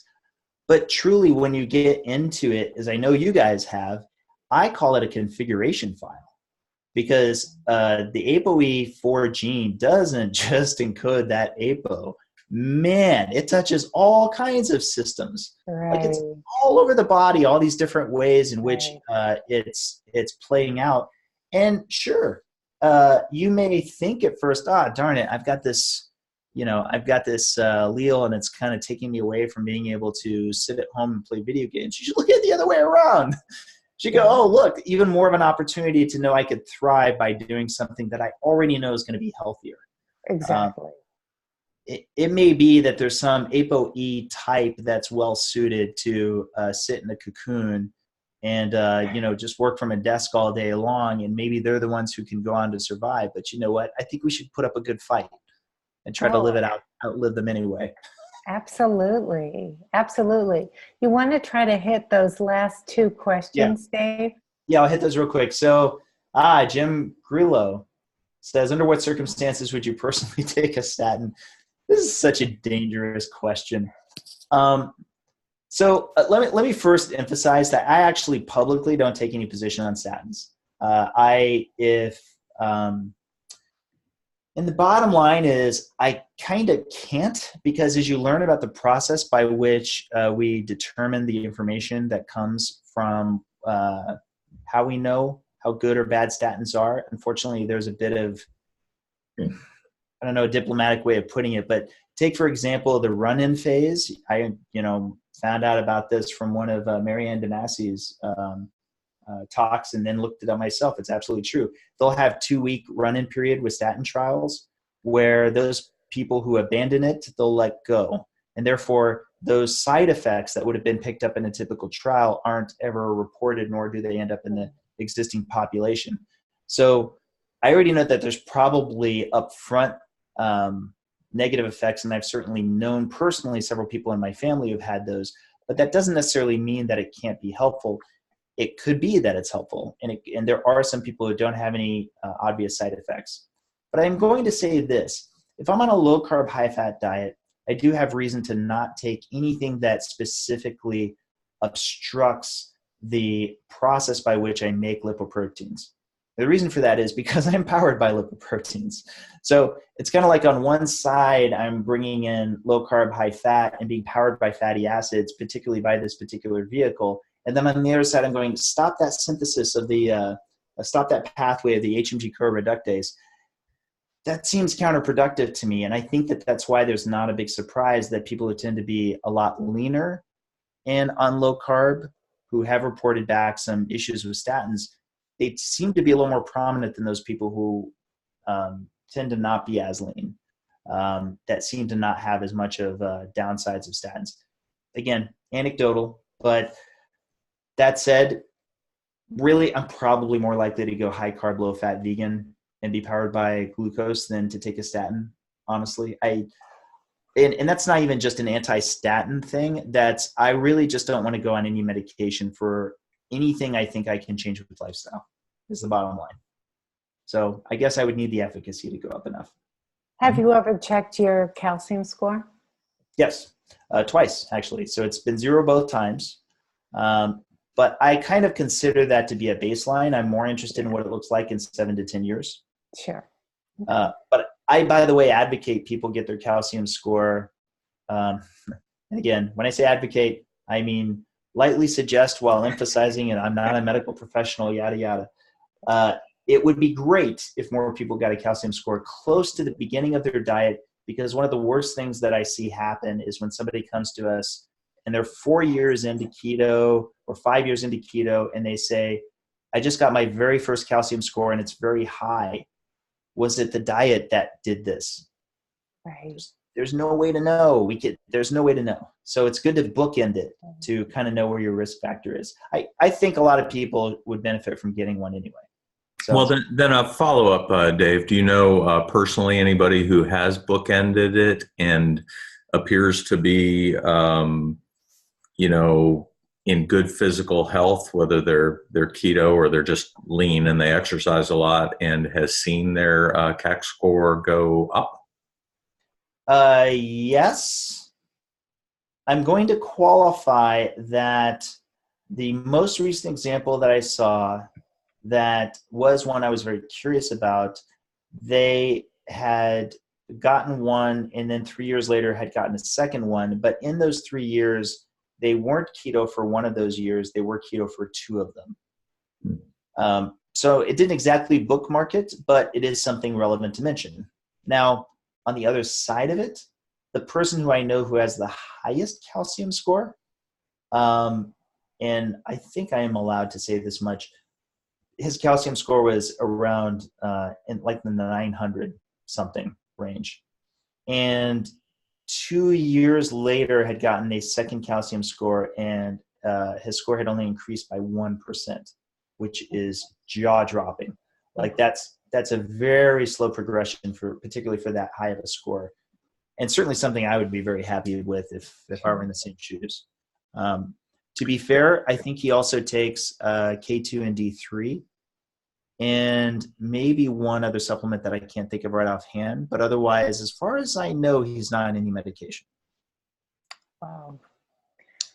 So for the last question, comment on consistent keto versus metabolic flexibility. This is from you, Mark. Could you expand on that a little bit? I could explain a little bit more. Just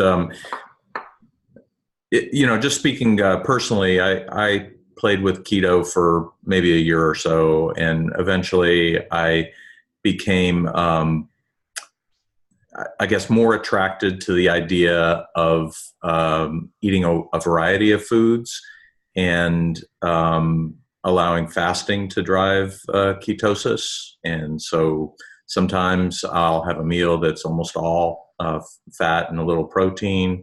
Sometimes I'll have a meal that's very, very balanced in terms of the macronutrients. Sometimes I'll have a lot of carbs, and I really just don't even think very much about macronutrients anymore. And, I haven't really noticed big differences either way. I'm just curious if that's something that comes up in your work. So I definitely think that there's thresholds, and I think there's not enough attention paid to thresholds. I mentioned personal fat threshold earlier, and I think you guys are probably familiar with that, right? The concept that your subcutaneous fat in particular has kind of reached a kind of crisis point where necessarily more fat's got to get stored in not just your visceral fat, which is in and around your organs, but also ectopic fat accumulation in your liver, in your pancreas, even in your heart, and all these other tissues that are not designed to accumulate. Now, when you're below that personal fat threshold, an argument can be made that that's a world of difference. Like that, there's a curve, if you will, where on the other side of that line, you can get away with a lot. And that's what you were talking about with metabolic flexibility. That's what I'm usually referring to when I say metabolic flexibility. I know right now, particularly with my own data, I could head out of here and probably eat a pizza. And if I ate the pizza, I might have some gut issues coming into the next day. But I actually have a hole to fill with my existing glycogen stores. So there'd probably be some topping off there. Maybe it wouldn't even fully fill. I don't know. And it probably wouldn't really have that much impact on the rest of my life.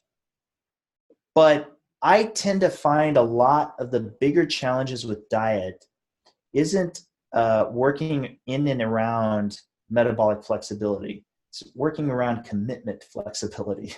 It's working around people's own willpower, including your own. One of the greatest personal victories I've ever had in my life started in May 1st of this year. And that victory was this. I drink only water. It is my only beverage. And I say this as somebody who spent 4 decades chronically drinking soda.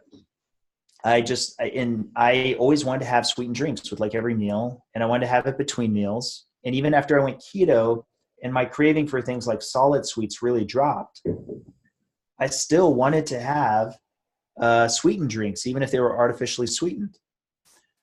But I always kind of felt like that was a challenge I wanted to keep coming back to, because I always kept coming back to this one conclusion, which is all things being equal, it seems to me that there's no thing I can drink that would be better than water on balance. Even if it was some vitamin drink, I probably should be getting those nutrients from food, right? There's coffee. I know. Coffee? You don't drink coffee, Dave? I don't drink coffee. Nope. Oh, whoa. Okay. You're from a different planet. But I'm very impressed. Very impressed. But to accomplish that, I had to get the correct configuration of my mind to get the willpower to ultimately accomplish it. So I'd like to just clarify a little bit in terms of metabolic flexibility. It's not keto versus pizza. It's more right. like keto versus, as much white rice or sweet potato or carrots as I want. It's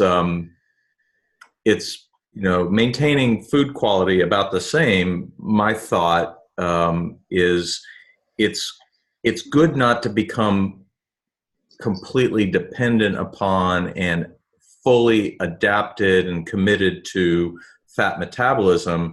I like the idea that my cells every day are switching dynamically between processing sources of carbohydrates that are relatively dense, like root vegetables or white rice, and sources of fat that are not carbohydrate dense. So I get fatty acid metabolism and ketone metabolism and ATP from glucose metabolism, all happening pretty much every day.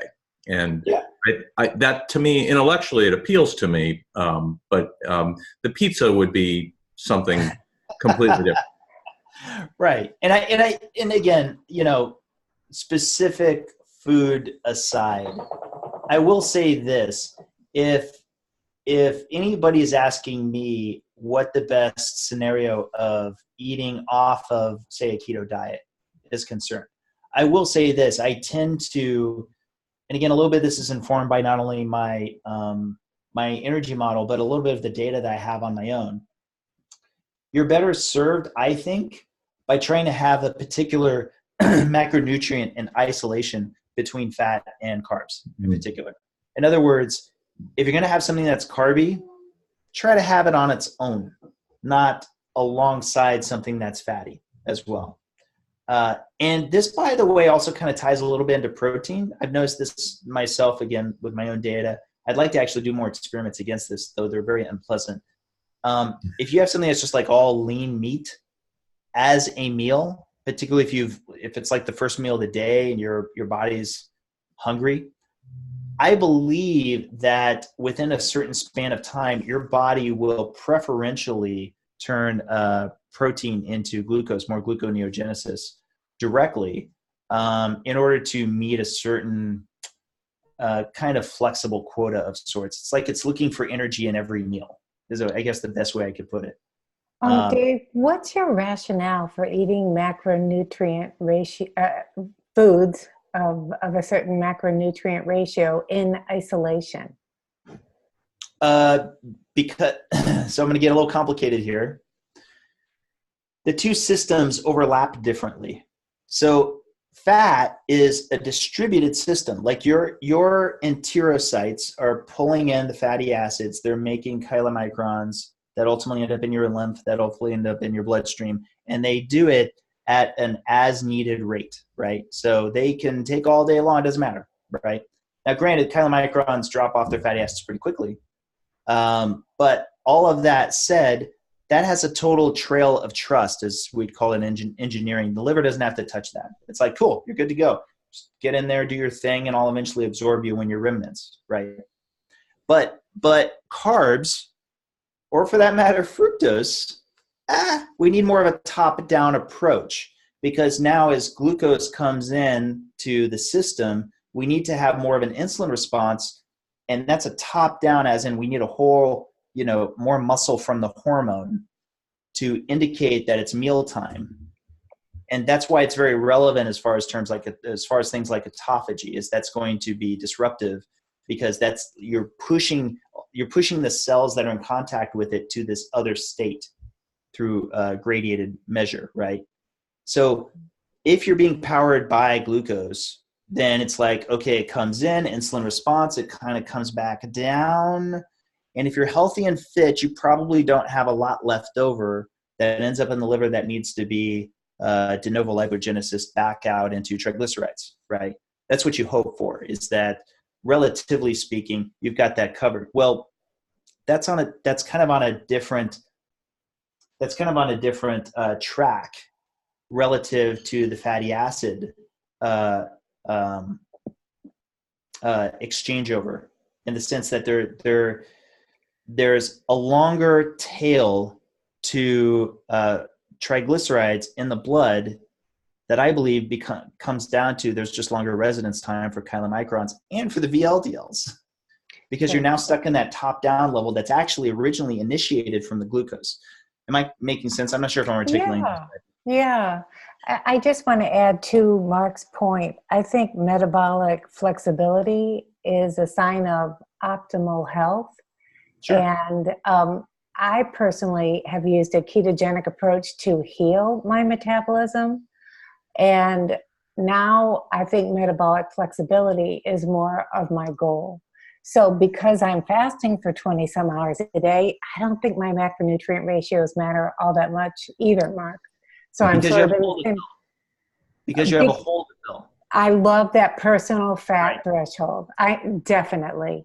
And I actually have some friends that are run hypocaloric just chronically. And even after they eat a high carb meal, they've got a high level of beta hydroxybutyrate, like 1.5 or something, which you wouldn't expect. So I think there's certainly something to that. Yeah, I mean, it sounds almost overly simplistic, but I don't actually think it is. If you have room for glycogen stores and you have room for adipose stores, then you are likely metabolically flexible. Right. You're not at a crisis point with your stores. At the point at which you not only have it maxed, but on top of that, your body thinks it's in a perpetual fed state because you're hyperinsulinemic. You're in deep trouble, and you should, in my opinion, you should really take action to do something about that. Right. So, I totally agree. So maybe you'd agree with, if you're beyond the fat threshold, a keto diet is a good way to quickly normalize your metabolism and get below the fat threshold. And once you're there and you've been exercising, you've built your muscles back up, that you might find, unless you've done substantial damage to your pancreas or something like that, you might find that you can eat any macronutrient ratio of high quality food that you like, and that would be almost like a sign that you've restored yourself to health.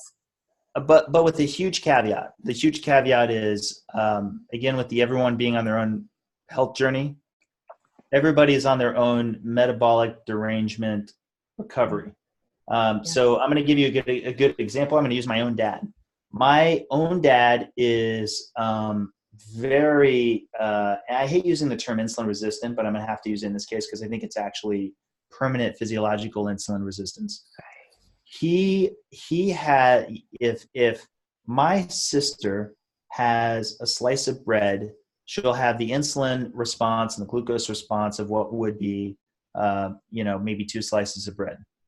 If I have a slice of bread, it's going to be closer to like 4 to 4.5, right? Like I have a certain amount of physiological insulin resistance, I believe. For my dad, it is like half a loaf to a loaf, right? If he has to stay at around a net of 15 carbs a day or less. If he's closer to like say even 20 or 22, then his fasting glucose will be like 110 or higher, right? Now, for what it's worth, I think he's already recovered a little bit of sensitivity to where he can have closer to 20 net carbs, but it's close. And he's now at least already used to keeping it really low, that it's not as big of a deal. I don't know that he'll ever be able to do any of the experiments that I'm doing, right? Because I think it would be very impactful to him. I think it'd be much more problematic. He's got much more of a longer term damage system. And that's why I want to be mindful of what you're saying, Mark, in that I don't want anyone who's watching this now to go, oh, cool. Well, if I go keto after X amount of time, I can expect that, like Mark, I could go ahead and just eat a wider variety of foods. You may find that, no, actually, in order to stay below that personal fat threshold, even keto, I have a cousin who, even just being completely keto, I still have to push back on things like the liquid and refined forms of fat. I still have to push towards more whole food sources and so forth and I'm going to push for more intermittent fasting because it's just that cousin needs to go a further distance to get to that place. But I will say this, just to punch it home one more time, if you have high fasting insulin, you should take action on that, because if it's persistently high, whatever your glucose levels are, so forth, that does have extremely strong association with all-cause mortality, my favorite metric, right? You've heard of HOMA-IR. HOMA-IR is very tightly associated with all-cause mortality. And so I strongly encourage people to kind of get a sense of where they are in that spectrum and not to get too high of expectations. Being in the direction of improving your health is already a big accomplishment in this. Definitely. Especially you raised a very important point. This is highly individualized. We're all on our own paths. It took me a long time to get to the point that I'm at now.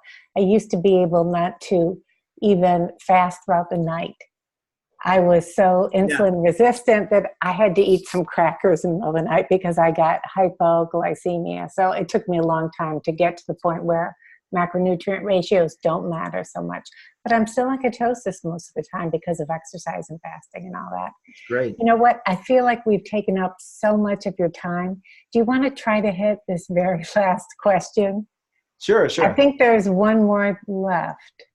Mike Hargreaves, if I eat carbs, keto is shot to hell. I can't be flexible. Yeah, and he brings up the very point we're talking about. Yes.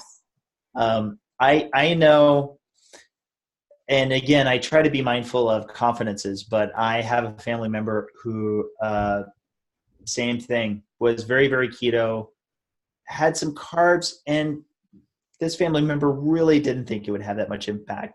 And it really had a very long and lasting impact. And that family member since, really gotten a lot more militant and reformed on it.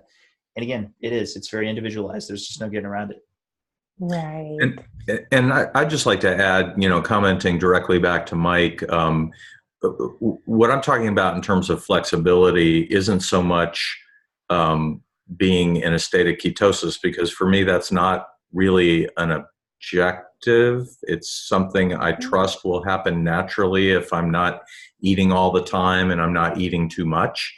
I don't ever measure or particularly care.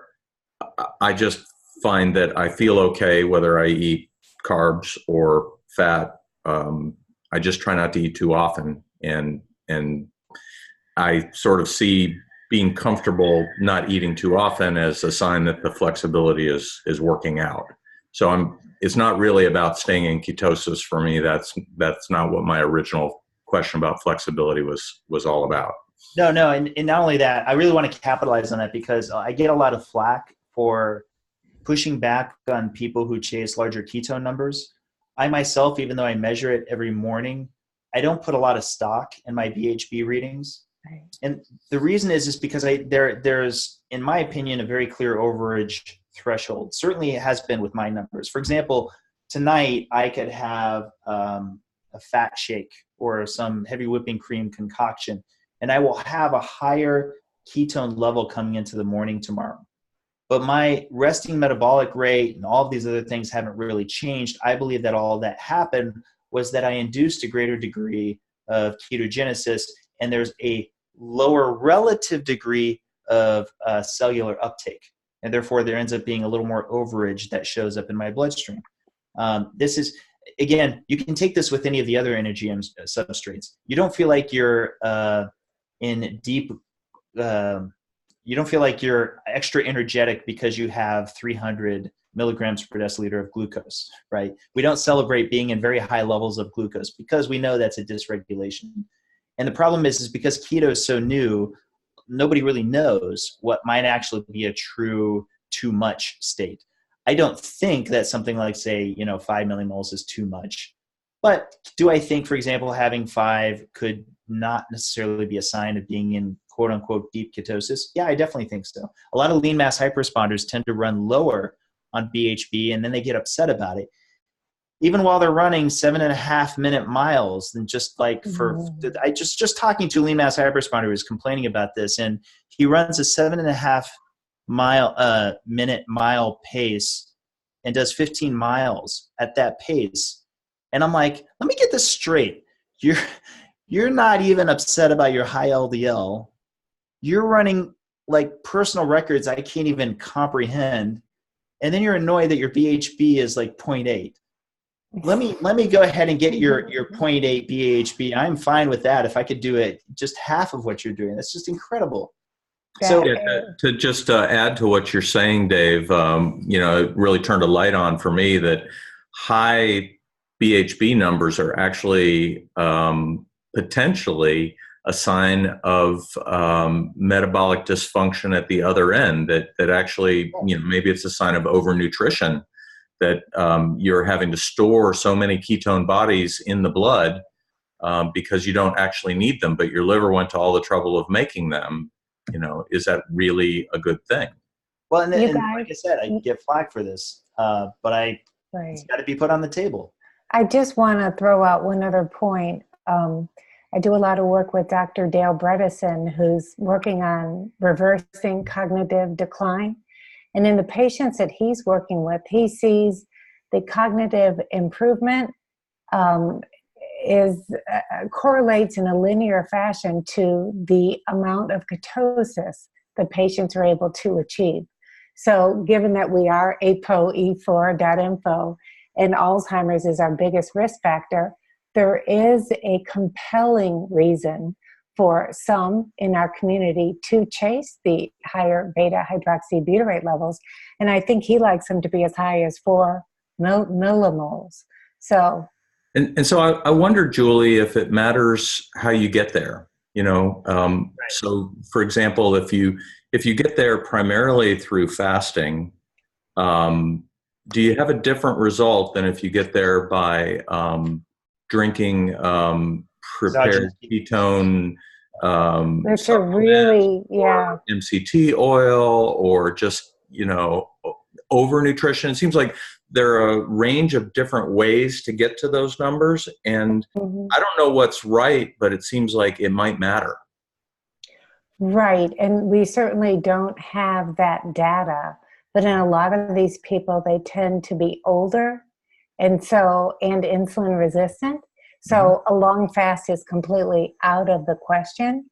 And so a lot of times you'll start with MCT oil, mixed in with a normal diet, and then slowly moving to a low carb diet, and losing the MCT oil, extending the fast every day, increasing exercise, and all those things we know that endogenously create higher levels of beta hydroxybutyrate. So the goal is to heal the insulin resistant and have the patient create them endogenously. But at the beginning, I think we have to rely on the MCT oil and all that kind of stuff. But that kind of data would be wonderful to have. Mm-hmm. I see we have someone waving their hand. This is how our first hand wave. Our only hand wave. Yay. Who is that? I can't tell. I'll see if I can. Is it Teresa? I think I can tell. Okay. Yes, are you able to Teresa. activate?